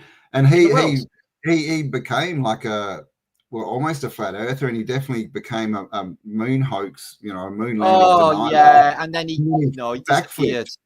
Then he got bloody Neil deGrasse hole on and bloody backflipped and said, "Oh no, I'm a scientism now." Well, I don't know. Neil deGrasse Tyson, he does more for flat Earth than flat Earth. The things he says are always supporting us. He keeps doing it. I don't know what he's up to. It's his fear. No, now it's an oblate sphere. Now it's an oblate sphere with a big bloody ring around the equator that goes up 5 kilometers. Chubby. Like, what the big chubby in the middle? Yeah, like hair. So now the Earth, the Earth has turned into like, one of the masses, right? It used to be just a ball. Now it's got a fat ass and a fat middle. It's like, do you know what though? All of the Hollywood is dead, as you know, right? That ain't coming back. Okay, so which is awesome. A lot of the jobs are going to be replaced by robots. Hollywood's not going to be entertainment anymore. No one's going to give a fuck about movies, and when they make them, they're all too AI to even stomach. Okay, so that's gone. Yeah. So literature has all been altered. They're altering kids' books like Roald Dahl and introducing shorter abbreviations and Newspeak into these books. Newspeak, 1984. Yeah. 1984 into these new books, okay, and all the old books, they, as you know, are all changing and gone, unless if you haven't got any. So where is that going? It's like, oh my God, Cambel. They're trying to change the reality again. I think, with this whole, what happened 4 years ago that we cannot talk about still, right? No. I think everyone started seeing through the veil, and they lost control a bit. And I think the internet definitely got away from them. And so now they have to, we know they have to control both sides of the narrative. Yeah, sure. Well, it's you control the opposition. Yeah. Exactly. And then you get these load of truthers coming online, picking apart their biggest fucking coding. Yeah. They're like literally, oh shit, they just shifted paradigm. We gotta we got to give them the heroes, and especially for the people, the new people that are starting to see it, that they still, think Rogan's out there telling them the truth, and they think Russell Brandt's out there telling them the truth, and all these different people that are put up as alternatives to the narrative, right? Like, so these are the alternatives. Yeah, these are the truthers. Follow these people, and they put them up for us. And unfortunately, a lot of people go along with that narrative, but I mean, it is not upsetting. It doesn't bother me one bit because I know Cam is a bitch. But when you see these, you read the comments of these people and they're like, oh my God, you're such an encouragement. Oh my God, you're a savior of humanity, and blowing smoke up their proverbial Illuminati asses makes my skin crawl, because it's like all of the unsung heroes that did the work, the founder discoveries, without the man giving it to them, and the script that they read every day on their blogs, because they don't do any of that production or any of that shit. They just repeat what is on auto cue in front of them. Wow. That's what they do. Yeah. Remember back in 2019, 2020. Oh, I mean, I remember there was you, there was John Levi, there was Conspiracies Are Us, and Static in the Attic. Yeah, and they're the only people that were out there. And we were doing, the research, and we were like it was crazy, right? Literally, it exploded, bro. It exploded. And we'd be like, I remember when we found out, when we realized that everything was red brick. Like, I still remember that day. Like, is everything red brick? And we start getting these photos of buildings with no, man, it set off an entire genre. Everyone went red. There's a red brick chick. And now, how many channels are there? There's channels everywhere. It's all over TikTok. They're all saying Antiquitech. They're all saying his story. All these things that we, Star Cities, all these terms that we came up with and put out there. It's fucking everywhere now. And they're all getting all the views, and we're still stuck on bloody, 10,000 views. Like you said, I don't think the elites actually bargained for, what happens on the internet, because this is like, it's still in the infancy, isn't it, really? And then YouTube, like, we got on there early, and then, do like this sort of thing. It's just like amazing, really. There's a lot. I've been watching a couple of these videos with some of these big YouTubers, the what they call influencers. One guy I've been watching is Tyler Oliver. Have you ever seen this guy? This cat? No, is he good? Yeah, he's really, really good. But he's falsifying a lot of his stuff. And he's setting up scenarios, because he makes out he's being chased to be beaten up. But there's a cameraman standing there fucking filming him running away. So what? The cameraman's in no danger. So it's like all of his, there's a lot of his stuff is just set up for views and stuff. And people are just gullible, aren't they? They just I mean, and there's definitely channels out there, in our genre, talking about the past and Tartari and that. And you look at them and that half the pictures they're showing are bloody AI and all this, and they're putting it out. Yeah, well, I pull that. I pull that on Facebook nearly every week, Cambel. It's like, yeah, oh my God, my mind's blown. AI. No, man. Yeah. Yeah. Did you see the picture that was going around, and it was like of the sky, and it was like this big hole with like a fire around it? Did you see that? Oh yeah, I've seen that. Yeah. And everyone's like, oh my God, it's real. And I'm like, the fire's not moving, it's static, guys, and this is film. Like do you understand that fire moves? And people were believing it. They're going, oh my God, what is it? And it's so they'll believe what as far as I'm concerned, anything in the media and official paradigm that includes like all of these new, psyops of recent years, like Epstein Island, royal families, Operation U-Tree, and all of these things to soak people into that icky fucking mindset, because that's where they'd like to have a load of people, isn't it? Thinking all gnarly shit. Which does, it soaks up a lot of the internet. I hear people talking about it like in chat feeds, and I'm like, oh, really? Do you really want to put your fucking head there? So they do that on purpose. And a lot of violent stuff as well, like all the Hollywood movies got shit being killed, blown up, and a lot of evil context, horror film context is always devil turning up, and and remember the cowboy movies from the 50s, and when someone got shot, it literally they just fall off their horse or fall over. There was no blood, no nothing. And no splatters. They literally show you cutting people up and stuff. It's and this is how they do it. They just slowly introduce more and more and more and more, and then we end up with like this full.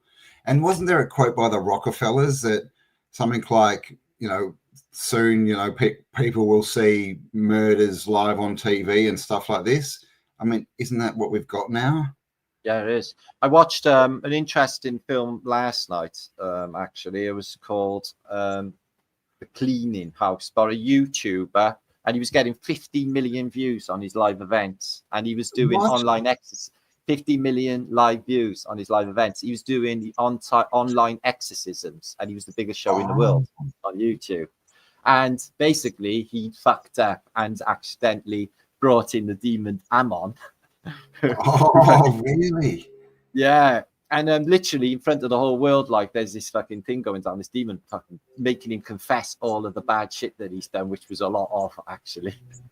Wow, I haven't seen that, man. Yeah, it's quite interesting.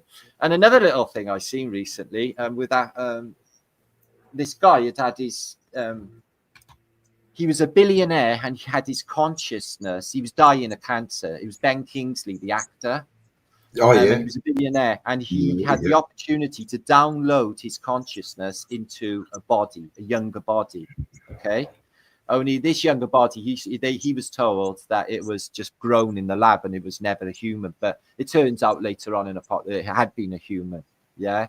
And they just wiped its mind, and he transferred his, and they used big magnets to do the transference of his consciousness. The one died, and then his awareness and everything is in this other thing. I thought that was super interesting. I've seen everything's electromagnetic. Yeah, I see some reference to that. Could they actually, shift the life force or the energy from one avatar into another?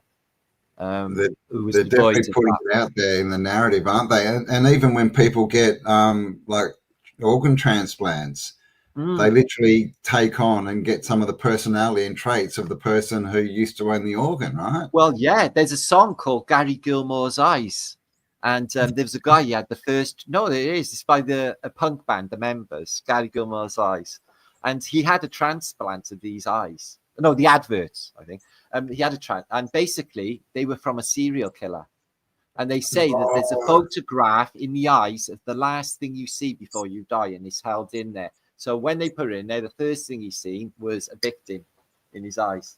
When they put it in. Way. Yeah, Gary Gilmore's Eyes. Check out the lyrics so you can find out Gary Gilmore's Eyes. It was a case that happened in Britain years ago. But yeah, in this narrative for this film, there was a tablet he had to keep taking for rejection. The other person's avatar would like not come in, but he was having memories, that he shouldn't have had. But it occurred to me, could they actually do that? The rich avatar transference, or soul transference. This is the thing. Like, that's a big question, isn't it? Are these, those who wish to control us? What are they? Are they humans like us? Are they another species that they just haven't? Well, I've considered real vampires. Or are they taken over by another entity? Are they like literally just humans like us, but they're MK Ultra down to the point where they've got no barriers or shields left, and other entities can enter their bodies, and so they become just this, you know, bloody robot avatar? But they're still. This is why they're all a bit crazy, right? Like we've all seen them having meltdowns, like Britney Spears, like losing her shit on, like, you know, is that because there's two entities in the body fighting for control? Oh God. And there's been, how many of them have had weird meltdowns where they're just how many of them, right? Tom Cruise, oh like, my God, Cambel. So many get on drugs and all this kind of stuff to try and, you know, quieten the voices up, and they have all these schizophrenic moments and weird lyrics. Is that because there was there was a human and then another entity put in, and then you got two entities, right? Yeah, like Katy Perry, you know, and she looked like she had another entity banging through, didn't she? Yeah, and all the weird eye movements and all this kind of stuff, and like there's a lot of it out there, and that's only what we're allowed to see. Imagine what else is going on behind the scenes, right? Yeah, I consider cloning, you know, is that a possibility? But, you know, that they just replace them. You got like lines up. That's another thing that Hollywood tells you, is they got loads of replacements for the super elite. You know? Exactly. And this whole, you know, do people really die, or did, you know, Jimi Hendrix become Morgan Freeman? Like, what's going on here? Like, what's that? Atlas Shrugged, Ayn Rand. Oh man, what a life-changing book. Yeah. That's a good one, right? The most life-changing book of recent times for me. Two of the most life-changing book is The Untethered Soul and Ira Rand's The Architect. And when I read The Architect, you can maybe find the film. Really good film of it on YouTube. Maybe find it on there. And this guy was a genius architect, but he just kept giving his energy away to these industrialists that were plagiarizing, and change his content as well, change his buildings. And he was just he ended up literally a tramp working on a quarry, breaking stones, rather than sell out to him. Yeah, he kept his dignity. Nice. And that's what we all need to do, right? It's all this stuff they promise us. This is how people sell out. It all came back. He had everything, and everyone came. He kept in his own sovereign being. He never gave his energy away. He stood, and he never, because they would have ripped him a fucking part if he'd have been soft at. But you can see that he stood, and he would not move an inch. And do you know what? They all buckled, and they gave him what he fucking wanted. Exactly. As long as you stand in your power, then you have power. Right? Because what do they use? Like, what do they give all these, you know, stars and elites and all this kind of crap? What do they give them to make them come over to their side? These things that we call possessions. Possessions, right? Yeah. Well, they got to do whatever their agent tells them to do. A lot of them have got to do shitty adverts lately, just as a punishment. Well, you know? We were talking about this yesterday. Why are the Rolling Stones still touring? They're supposed to be like mega rich. They're in their 80s and they're still out touring. And you get these actors that, you know, like Clint Eastwood in his 80s. Why would they do that? Movies. Why aren't they enjoying life? Why would they do that? That's got to be more than just ego, because they're not very good either now. They're really rubbish.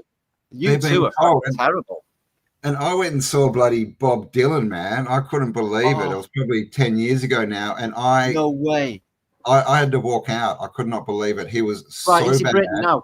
He's in Britain now. So bad, man. Like, he was singing Tangled Up in Blue. And I'm sitting there going, what is this song? And then I heard this one line. I'm like, oh, is this Tangled Up in Blue? I didn't even know what the song. He didn't. What, he was not enunciating his words or anything? Yeah, he's just like, you know, didn't say hello to the audience, didn't acknowledge anyone, just walked in and started going, nah. And I couldn't believe it. I actually walked out. I didn't want to, man. I stayed through so much crap, and I'm like, I just can't do it anymore. And I walked out on Bob Dylan because he was so bad. So what the hell is he doing, still touring, when he can't? He's not even good anymore. Well, he's touring Britain at the moment, and he did a gig in the north of England. And I read, coincidentally, this week in Wolverhampton Town Hall, And I read the feedback, and everyone's saying it was like a dead man trying to perform. Yeah. This is 10 years later. So can you imagine how bad he is by now? So this is the thing, right? And we all know, right? We've all seen the clip, you know, that he made the deal, you know, with what does he say? That God, the God of not of this world, but of the unseen world, and you know. Oh yeah. Remember that one? Yeah, the commander. The commander. That's the one. The commander. Yeah, man. Like, so what does that mean? Like, you know, he's implying the devil, isn't he? Like, so they literally, I think at some, and this is what they do, right? They give you lots of stuff so that you got lots to lose. Well, you think you've got lots to lose as far as these physical things and your cars and the yachts and the women or men and all this stuff. And then they get you into compromising positions, you know, might invite you to a diddy party. Yeah, and then they've got stuff on you. They can blackmail you. And so these people think that they're trapped and they've got everything to lose and nothing to gain. But again, it's the complete opposite. If they walked away, they would actually gain everything, right? They would gain their humanity back. But that's what the architect did. And it worked, you know, we've all got that power to do what the architect did. You know, he seemed selfish and people were like, what the fuck? Why are you being so stubborn, man? Just don't. You know, you're making everything, you know, just worse for everyone. But just conform, man. Just conform. Oh, yeah, he was bullied ceaselessly. He even lost a relationship. It was just chaos for his whole life. It ended up on a rock pile. But it didn't matter to him because circumstances turned out that he built everything that he actually wanted without changes in design because they thought it was more this or that. He knew what he wanted because he was a genius. And we all are. You know, yeah, I read that book and it was just so, you know, like, wow, you know, how they do the way that this place is run, you know, in business and, you know, workable business models. And if they got one that's repeatable over years, it's worth everything. Yeah, it's definitely worked for a long time. You know, how long will it work? It's definitely breaking down at the moment. But ultimately, when you make a decision and you decide you're doing that and you're focused, yeah, man, like trolls will come up from everywhere and constantly like, change your mind, come with us, join the collective again. No. And that's the test, is to stay in your own thought with your own focus. And if you can do that, then it appears in front of you and you're suddenly in it, right? And letting things go as well. You know, if people argue, they can harbor feelings for years. Yeah, I don't do that myself, but other people can. You know, a duck, if it has two ducks have a fight, they shake their wings and they shake all of that energy off. Shake it off. I do that. I'm more inclined to do that. You know, I have nasty things said to me all of the time, and it just doesn't bother me because I know it's about them.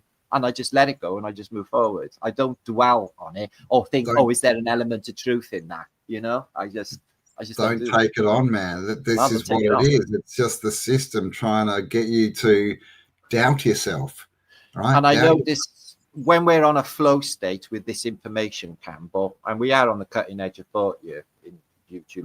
Make no mistake. Agree, man. Yeah. And, you know, when we're making these forward leaps in information and other people are joining us on this adventure, I notice then that the system is inclined to try and, you know, stop you. Yes. You know, there's more going on with the YouTube algorithm. You know, people can't, you know, you're on YouTube, you know how weird it is, Cambel. You know, it's just it's totally crazy. And I mean, totally. Some of the stuff. But yeah, I mean, you know, we both get so much, you know, all these trolls trying to tell us that we're wrong and they give us all this. Oh, yeah. And that's again, that's where our power is in the choice. We get to choose to just go, well, whatever, that's your journey and I'm not interested. Or we can take it and affect us, right? Yeah, I don't like doing as I'm told anyway. I have people bullying me, telling me, you're eating the wrong salt. You're doing this wrong. You're doing that wrong. It's like, don't eat sacks of salt, Matt. It was like, so if I pour it out and put it in a bowl, will it be okay then? Yeah. How should I do it so that you approve? I mean, I was a bad employee, man. Jeez, bosses tell me what to do, and I would like just literally that. Sorry, not doing this. Can't do it. And that's another thing. Jobs, right? Yeah. Like they treat us like children. But that's part of the programming is do what you're told. Do what you're told. Do what you're told. That's what the job is. And I had a guy coming up trying to show me how to. I was a 40-year-old man at the time. You know, I'd been everywhere, all over the world, done every freaking job you can imagine. And I had this guy said, "Just give me that brush a minute. Let me just show you how to sweep up properly." How to sweep up? Oh my god! Yeah, show me how to sweep up properly. I don't know. It's so sad, isn't it? Because that's. Like they're looking at you like, how am I better than this guy? Oh, he's not sweeping properly. It's exactly people all over. It's like one-upmanship. It's like, yeah, I'm better than sweeping up with you. You should see how I can do it. It's like all these intelligent people and experts, right? Like, they're all experts in the subject. Yeah, because they can repeat back to you something that someone else told them. Oh yeah, I've been dealing with global leaders for the last 10 years, Cambel, and they just repeat everything that the global leaders 2015 repeated. Look how much information I can repeat. That makes me smarter than you. Yeah. Well, Elon Musk's definitely going to dump Mars. He's going to dump the Tesla, and he's going to go in favor of his little funny robots, isn't he? That can't do shit or wash plates. That's crazy. When they had that party and all the robots were the bartenders, man. What the hell? I know. Like it's so iRobot, right? And then he got in a taxi without a driver, like this robot taxi, and when he left the bar, he got in this robot taxi and took off. But I mean, how is he the richest man in the world? Like Tesla? Like, he's not making much off X. I don't think he is the richest man in the world. Isn't a car company? Crown Prince of Saudi Arabia, isn't he the richest man in the world? Well, probably, who knows? I mean, I think the richest people in the world, as far as wealth, like, we don't know who they are, right? We don't. It's they're just above. Isn't it strange how, like, we're the Who, the band, the Who, trying to tell us something. Who are you? Who are you? Were they trying to tell us, like, about this Who that would just step in? Apparently, they got the say on our lives, can just, like, do what they want to do. It's just like, what the fuck are they? And any of these organizations, it's like entities again that you can hate upon, or not that you would do that, but censorship, man. Censorship. They literally tell us what we can and can't say, what information we can put out. Like, what the hell? How did we get here? How did we get to a point where we're listening to entities that don't exist telling us what we can and can't say? We're being bullied by robots. Yeah, man. That's going to go, for me, with my mouth like the Mersey Tunnel. That's just going to be good. That's going to go one way. Bloody robots. But I mean, that's what they want us all to be, right? Human robots that are just walking around doing what we're told, thinking, controllable. Yeah. So this is you got to click your thing, say, I am not a robot or I am not an android. And they're ramping them up as well, them things. So why have we got to do that, Cambel? Like a robot's going to be sitting in front of your laptop doing stuff. That makes no sense. Yeah, I think it was Telstra in Australia, like one of the phone companies here, is building like new call centers with robots. No human's going to be in there at all. Yeah, and well, that's what's going to happen, isn't it? Just stand them in front of them, especially for stuff in factories where they just repeat all day. They're not going to need wages. They're not going to need retirement, healthcare, or anything like that. 10 grand he's on about these robots. Yeah. So you buy one of them or 10 of them for your company, you never have to get another staff. And they're all going to do that. So what happens to the people? Well, what happens to the people? They're not going to actually be here because they're not. There's a lot less people than they're saying. It is definitely the case. Oh, totally. I think there's like whatever happened just past there, whatever happened, that smoke and mirrors thing. Yeah, I think a load went. Is what I think. It looks like that, man. Everywhere I've been, there's less people than there was when you 20 years ago, but they're telling us there's more and there's overpopulation. And, there's supposed to be a billion more than in 1999. Yeah, I know, right? A billion. That's a lot of people. That's a lot of people. You would notice, wouldn't you? Not less. And all the buildings all laying empty everywhere. Well, what's with that? Yep. Empty houses. I was in Fremantle the other day in Perth, and we're just walking around, and you see it everywhere. There's just like every second or third shop is empty. It's all closed, right? Like, so everywhere. How does that work? If there's more people, how are shops closing? Like, that doesn't make any sense. Well, I'm guessing they're just, the excuse they would say is everyone's online shopping these days. But again, you wouldn't be able to find out who's home or who's not home if everyone's online. You know, it's where is everyone? You know, it's just, and I know it's concerts as well. And I know it's not just because of social distancing, but all of these concerts in the last couple of years, they used to have like 100,000 people all jumping up and down, all literally physically touching and crammed in. Yeah. Nowadays, it's like, you know, you can have a brilliant band, somebody really famous, and there's people just dotted around. Nobody's in these concerts, man. Yeah, not like it used to. Yeah, I remember some of the festivals, man, back in the 90s and that. You'd be on some massive oval, and it was just 100,000 people packed in there, right? You could hardly move. Trying to get to the front was like a massive mission, right? No, man, I literally had to get out of one concert by just like having a guy dragging me out the front. Yeah, just pull me out. I said, pull me out so I could go around the side. Yeah, because it was just enough. Yeah, right. Yeah, I remember that. And yeah. Well, people used to get crushed and faint because of the heat and everything, because there was so much intensity. They used to say, take 2 steps back because people were getting killed. Yeah, all the time. Yeah, the band's like, settle down, guys, settle down, push back. Yeah, all the time. And if it was a lively band, like, you know, like Motorhead or something, everybody's going up and down. Man, it's just, I can't even explain. It's just like you never ever get that. You get these little crummy mosh pits. You get these mosh pits now, right, with boys, and they've literally just gone into their father's music collection because you got like on the Motley Crue, which I couldn't remember all of these, obviously, be millennials. So they've gone into their father's record collection. They've adopted heavy metal, and they do this thing called the mosh pit. And what they do is a load of fat people bouncing into one another, but they make sure they don't hurt one another. It's not like the punk days where you would headbutt. Where you just jump. I seen one fall over in the mud, and another one came up and went, "Oh, are you okay? Can I help you up?" I was like, "Fucking hell, times have changed." How are you doing there, fine chap? Please let me give you a hand up. Oh, come back and mosh with me. It's a kind mosh pit. Yeah, no, back in the day, you know, if you fell down, someone would rip you up, but you'd have a second or two, right? And you'd just be hoping for people to pull you back up so you didn't get trampled. I got literally dragged out by my feet through, and I can remember that I was still conscious a bit, but I can remember all of the beer bottles and the beer cans. And I was like, I'm wet. They're dragging me through beer, but they dragged me out by my feet. That was in the specials. And there was no room, right? There was no room to sort of run back and then run up and jump into someone. You were just there, man. Like, it's so, the population, man, it's bullshit. It doesn't exist. It's not what it used to be. And I think that's because we're questioning reality. We're questioning his story. We're questioning, you know, what is his place? And so we're now in a different place. And all the ones who can't question, they're back in the old world, right? That we used to inhabit. And it's just the Mandela effect. All these little changes. Well, we wake up one day and we'll go, hang on, everything's changed.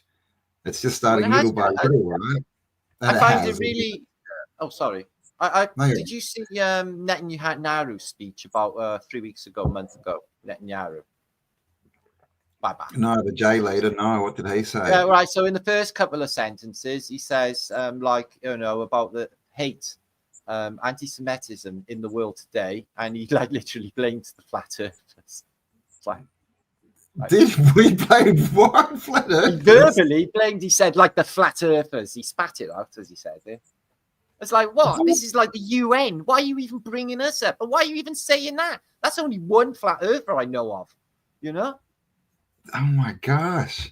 Yeah, no. I mean, that whole thing, right, that we still can't talk about the J people and what apparently happened in, you know, the second WAR and all that kind of stuff. 60 years later, like, there's hardly any of them are even alive anymore, but we still can't talk about it. Like, you know, I think they're sort of pointing. It's like, who are the controllers here? They got like a big arrow on their head because, hello.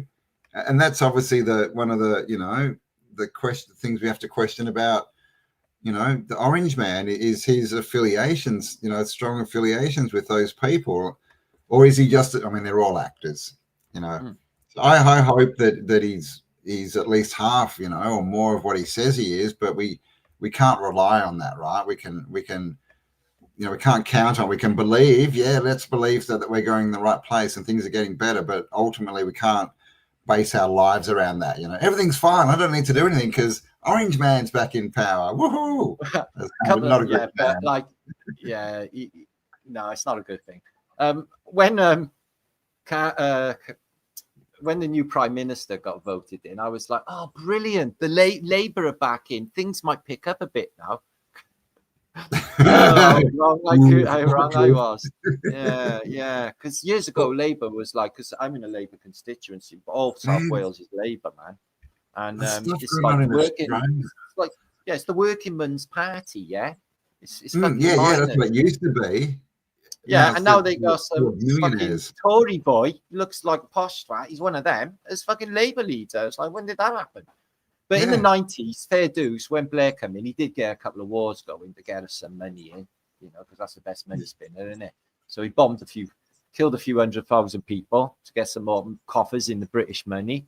And things picked up. We had a lot of work. I mean, I could walk out of one job on a Tuesday and work in another job the next day. Like literally 2 jobs in a week. No problemo. There was just so much work around. It used to be like that in Australia too, man. Yeah, like, well, in the 90s, brilliant. To the point where if your boss gave you a hard time, you just go, piss off, I quit. Oh yeah, I did it all the time. Walk into another job, you know. No problem.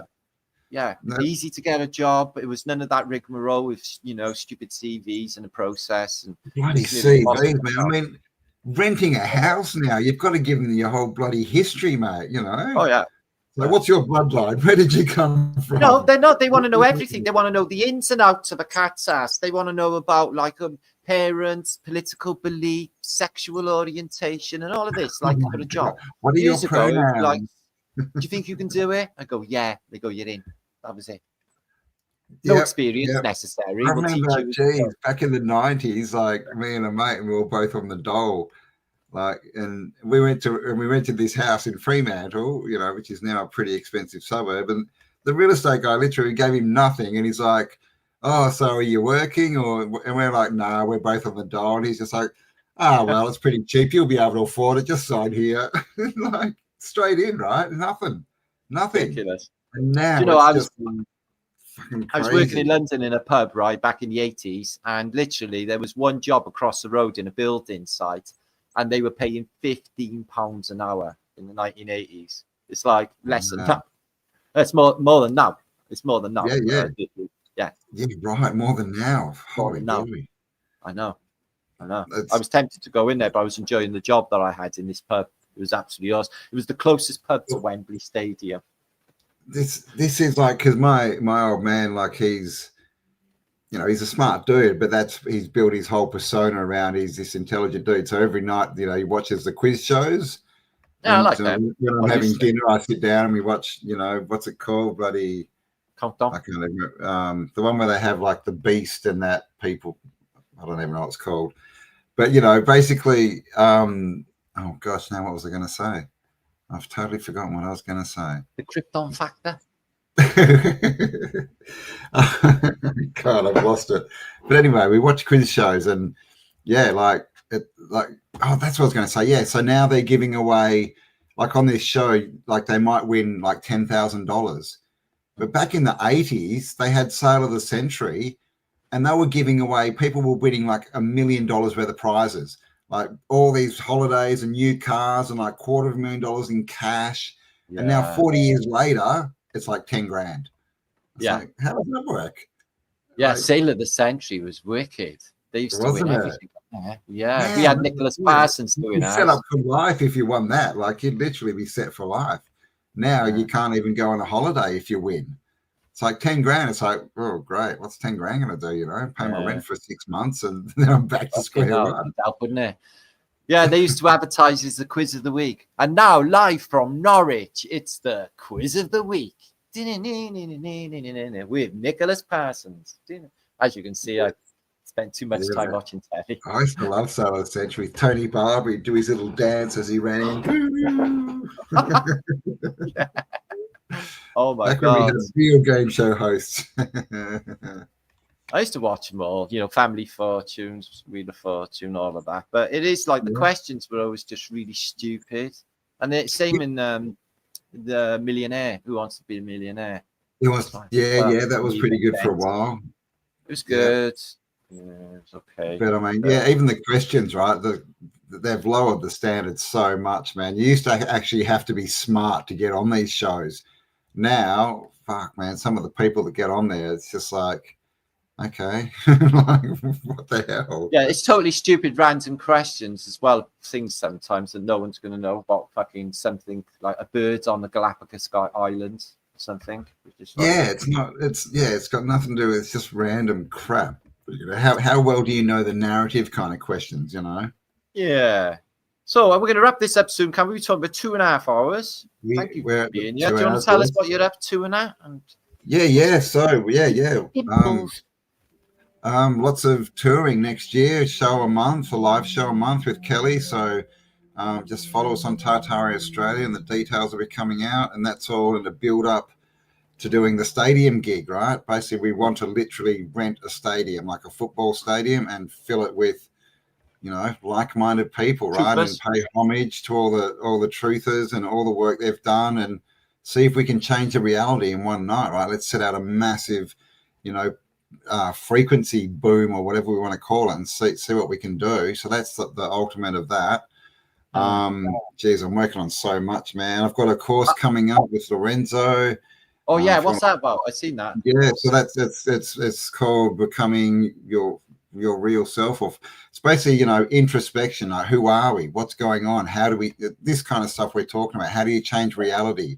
You know, all this kind of stuff. Deprogram yourself. So there's a link under. If you just go to my channel, look at the lives, that you'll see me and Lorenzo, and there'll be a link under there if you want to check that out. And we're also working on with another group of people on a website. It's not going to be up and running until at least March next year. But basically, a site where we can't get censored, you know, off the YouTubes and that. And the main goal of that is to help all the truthers, all the people out there doing the work, actually start to get paid for it, because it's a hard slog, and most of us don't get paid very well for doing it. No, and we struggle, and we shouldn't have to. So we want to. I'm struggling like everyone else.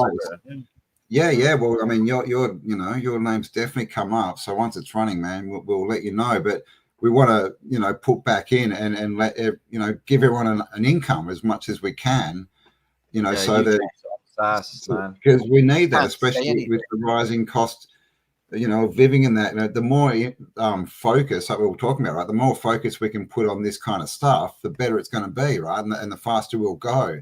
But when we have to worry about where we're going to live, how we're going to pay for this, how we're going to do that, it sort of slows that's detracting as well, isn't it? Short is meant to distract. It is, you know, because you do have to think about that, right? It's pretty hard to make content if you're living on the street with no computer. Or if you're starving fucking hungry and your stomach's killing you and you're just really pissed off, you know, you're not going to be able to make content. So that's the thought behind that. Is we want to, we just want to start giving back, right, and start giving to the community, like doing something. So, you know, the live shows are all to get people together, to meet up, to find their tribe in their area so they can start their own groups and have people around them. And then we want to, you know, start paying homage and, you know, respecting everyone who's been putting this information out selflessly for years, if not decades, and, you know, flatly refusing to join the system. Because a lot of the times it would be easier to just give in and get a job, right? Like, go back eating that steak. Yeah.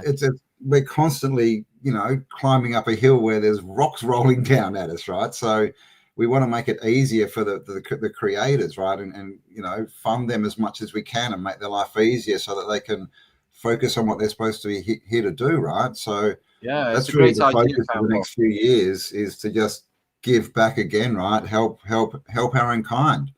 Right, help the people that are changing the world and F the system, as they say. You know, people can choose whatever they want. If they choose the system, great. I don't care. But we're here to help the people who are going to stand up and not choose that, who are going to choose something better. Want to see change. Create. Want to see change. Yeah, 100%. So that's my next few years basically, and a bit of traveling. Hopefully get back to the US. We'll catch up again, and September next year, Kelly Jones and myself are coming to the UK, mate. We're going to meet up. You can show us around the place. Kelly's staying in Britain. We're not going to let her go. can keep that. No, well, it's out there, right? So be it. Yeah, So we've spoken it. So, and this is the thing about spells. You know, they try and twist everything, but we can take the spells back and we can speak our truth and say, so be it, and then it's done. And if it's already done, how could it not happen? Exactly that. Exactly that. You got it. One there. Okay, it got it. It is the way the rule set of this place. That is the belief, man. If you believe it's done and you've spoken it, then how can it not manifest? How can it not happen if it's already done? Abracadabra. Right? Abracadabra. Yeah, man. It's good, isn't it, Cambel? Oh, thanks for being so helpful and keeping these vibrations high for the community and all that. Because the world. Thank you for all your work too, man. Like, thanks for not giving in. Right? We were born to do it. Yeah, well, I mean, we don't really have a choice, right? Like, it's still not easy. It's still a hard slog and a lot of work. So doesn't matter. People get killed in wars. You got to go somewhere. No one gets out of here alive, man. Yeah, I bet than sitting there in a hospital bed, age fucking 80, shitting yourself and dribbling and stuff, saying, "Nurse, can I have a bed bath?" Or worse still, saying, "If only." If only I'd lived more. If only I'd danced more. If only I'd been more. I did that. Mate, I've done a dusty. I'm given a finger. Yeah, exactly, man. That to me, that's hell. That's hell. Like lying on your deathbed, going, "God, I didn't even live. I could have changed the world, and I did nothing." That's. Do you think anyone gets to their deathbed and says out loud, "Oh, I wish I'd have had less sex"? I wish I'd worked more. I wish I'd worked harder in my job. Nah, I don't think so. No. Yeah. So power to the people, man. That's what's going on. Man. Power to the people. Free your mind. Yeah. So everyone out there in the chat, thanks for being here, and man, support your local creator. Get up there and support people as much as you can. Support your people instead of supporting the system, because it makes it so much easier, right? So make sure to come back. I'm going to do some cooking this week. Make sure to come back, Flat, today. I have made a discovery that is not known to the community and is really exciting. It's going to blow your head off, Cambel, as well. Nice. So I was going to do it tonight, but I thought, well, no, because I could do that Flat today then. So it's like, I'll be there, Billy, man. love you, bro. Yeah, man. Chris, Kelly, everybody, thank you for being here. It's been over 500 people the whole time, Cambel. Hasn't dropped off for a second. Oh, nice. Awesome. And of course, thanks, Hippie Shake, always there, like, the magic mod. Yep, Teresa, our darling moderator extraordinaire all across YouTube. It's Mel. Yep. So I feel like I know all you people, Isabel, bro. And thank you, everybody, for being here anyway on a Tuesday night. And that's just another point. You don't have to be a content creator or whatever, or make videos like Teresa. She just goes around and helps everyone and mods and that, and puts her energy into that. And that's helping the whole community, right? So it doesn't matter. Whatever you can do to help will help. Yeah, she does. She does a big up everywhere she goes. No, that's true. Yeah, there's a few of them. Squirrel Sniper and other, these. Squirrel, I can say Squirrel. Swan, everywhere. 16 Alpha, thank you for being here. Doomed, I tell you. Doomed. It is if you believe it's doomed. If you want to create this place get resetted because they got the mind control on so much that everybody in this place literally crumbled the whole of culture. That's the classical world. Everyone got so brainwashed the whole place fell apart. Like idiocracy. Like literally. Idiocracy, man. We're living in it. Yeah. So that's good vibes all around. Well done, Cambel. Thank you for being here. Thanks for having me. And thank you, everybody in chat today as well. And make sure to keep an eye on all of my posts, because I do posts mostly daily to keep you informed on everything that's happening in the realm, if it's any good. Yep. So there she's linking you up, Cambel and Kelly's channel. If you don't know Kelly's channel, Australia. So every Friday night, Australian time, there's a new Tartari Australia. So tune in. There you go. Ooh. Matthew, see, we're busy little bunnies. We've got loads of things to talk about and do, haven't we? Brilliant. Man, we're only just getting started. Yeah, man. AI is going to be way out of business because the thing is, AI can't think and create the same way. It can't go forward with its thinking. It's always going to be stuck in Stupidsville. Yeah. Yeah, so it's not a creative force. It can't manifest, right? It can just tell us to manifest what it wants for it. No, man. So it's just got no imagination. I've noticed it. It's just got no imagination. It can't like, you know, conceptualize anything in its mind and make it happen. It just can't do it. It just repeats. Yeah. And it's a liar. It comes up with all, it's like, oh, yes, well, it's a solar system. And, you know, it comes up with this. I know. I had a conversation about the shape of the earth with it. And yeah, and I have. Prove what you're saying, Dad, and it couldn't. And then it admitted it was just an algorithm to me. I'm like, are you even intelligent? You're just an algorithm. And it's going, yeah, okay, I'm an algorithm. Oh, yeah. Well, I downloaded, I shared yesterday this video. So this one of my subs, Mark, sent me of a 1955 film by Disney, Man to the Moon, narrated by Werner von Braun. Oh, my God. They literally, NASA repeated everything that they said. And not only that, they said that in the sun, you know, not in the shade on the moon, but in the sunlit bit, it was 200 degrees centigrade. Yeah, right. So it's a hot day. It's a hot day. What about that hammer they picked up? All these tools. Look at the golf clubs. They'd be fucking melting.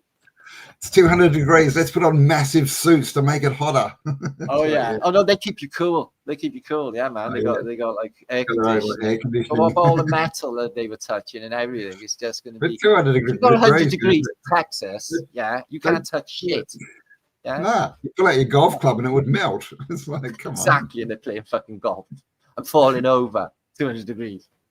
Yeah, trying to pick things up, right? But the cable isn't long enough.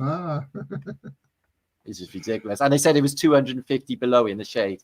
So, like, you know, I don't know what it is in the Terminator. Like, maybe it's like a nice spring day or something. Yeah, I know, right? Well, maybe it's just an illusion. It's not actually solid. Yeah. Well, it is. It's in my mind. I see the sky in my mind, so that's where it's staying in my mind. Yeah. Yeah. Grow flowers. Flowers are lush. Thank you for that, Alice Fowler. Wise words, my friend. Grow flowers. Grow flowers. And make sure you stop and smell the flowers too, right? Take some time out. That's why time's going so. If you want time to slow down. Well, I've had a bit of a psychological game going on with a mouse that has been like visiting my house, my flat, right? But it's going to have to just like do its thing because I'm not in the frame of mind to do any harm to it or anything. But I noticed there's a little bit of a psychological game going on here, but I'm not going to take it on board because I'm obviously going to be outwitted at every corner. Yeah, man, you can't outwit a mouse. So what I'm going to do is I'm going to live it out because they don't live long, dormouses. They live about a couple of months and they are cute. Did you know mouses sniff flowers? Yeah, right. They fucking love nature. They sniff flowers and they cuddle. How can you kill something that cuddles and loves? So there's that. Yeah. I had friends who had a pet rat back in the 90s, and they had like strings up near the ceiling, and it would like tightrope walk across all these little pathways and shit. It's called Rastus. Awesome. I had a rabbit living here, but I am basically he's with my son now because he ate my walls. It's a big fluffy rabbit. It's still a rodent. It's still like a rabbit. Yeah, well, you know, they're all nice. Capybaras. I love a capybara. They're fucking awesome. They're big giant rats, but they're really soft. And do you know beavers? Yeah. Yeah. Yeah, they're just massive rats, aren't they? Really? They wouldn't hurt you though. They wouldn't attack you. No, they're lovely. They come up and want to be smooth and petted. They got these big, nice red teeth though. They look really goofy. Yeah, I don't think I've seen one in actual, you know, in reality. But yeah, geez, have to go back to the States and check one out, man. Yeah, cannabis is a beautiful flower. Indeed, it's a very beautiful flower. Flowers are actually the sexual organs of the plant, which is very beautiful. They are. They are. Oh, I know. That's why you get the flies. They get their proboscis and they go into the flower just like that. It's exactly like it. In fact, Pink Floyd did a parody of that on the film The Wall, the animated Terry Gilliam. Oh yeah. I can see it in my mind. Yeah, craziness. Oh, somebody just mentioned Pink Floyd. That's weird as fuck. Isabel. Oh, I know a mouse who had a house. His name was Gerald Pink Floyd. Yeah. Or I saw the mouse there on the stair, right there. The little mouse with clogs on. Where I declare. Yeah, and they tell us, you know, the Black Plague, man, that's because of rats, and they get us to. There's no evidence. It's just another narrative, man. They are super smart. Rodents are super smart and super feeling, and they are emotional. And you know, they're more scared of us than we are of them. You know, if you just relax. We're giants, man. We're giants to them. Like, they're not going to try and take us on. They're like, oh my god, it's a walking building. But he hadn't done no problems or anything. It's just I see a bit of like mess and disturbance. Like he's been into my washing machine and dragged some dust out and stuff. And then I went to the toilet the other night and he run past my feet and I nearly shit my pants. I was like, no, like you're in the toilet, man. I was like that. So I was paranoid then because my son said, yeah, he only wants to get in under the bedclothes for you and get warm, Dad. So I was like, I was literally scared to go to sleep. It's like my foot would touch my own foot and I would go, oh. Like, oh, that was me. It's in it. He just wants to be your mate. Oh, you little mouse. I leave it alone. They won't live long anyway. They don't live long. No, let him have fun while he's there. Yeah, fuck it. I might capture him, make a pet and that, big friends. In Hitchhiker's Guide to the Galaxy, the rulers of Earth are the mice. They're the mice. That's right. They built the Earth. They built the Earth. They are the rulers. It's all theirs. Yeah. We are and you know, that's why they basically dismantled it because we weren't too nice to mice. So they're just hiding in the back rooms, right? Running around. Oh, yeah, watchers. God, these humans are crazy, man. What are they doing listening to other humans? They're crazy. Think for yourself, people. Yeah. This weird vibe I got going on with cats where they all love me. I watched a documentary on their nature, and it's not what you think either. It's like they literally play. You got to play hard to get. You got to play hard to get. Yeah, man. Don't look them in the eyes, and they'll come and they'll just prod you and like me. Pay attention to me. Pay attention to me. Yeah, man. They like that. They want you. So funny. I love cats. Yeah. Oh, cats, dogs, man. I love all animals. Same. Awesome. Nature's awesome.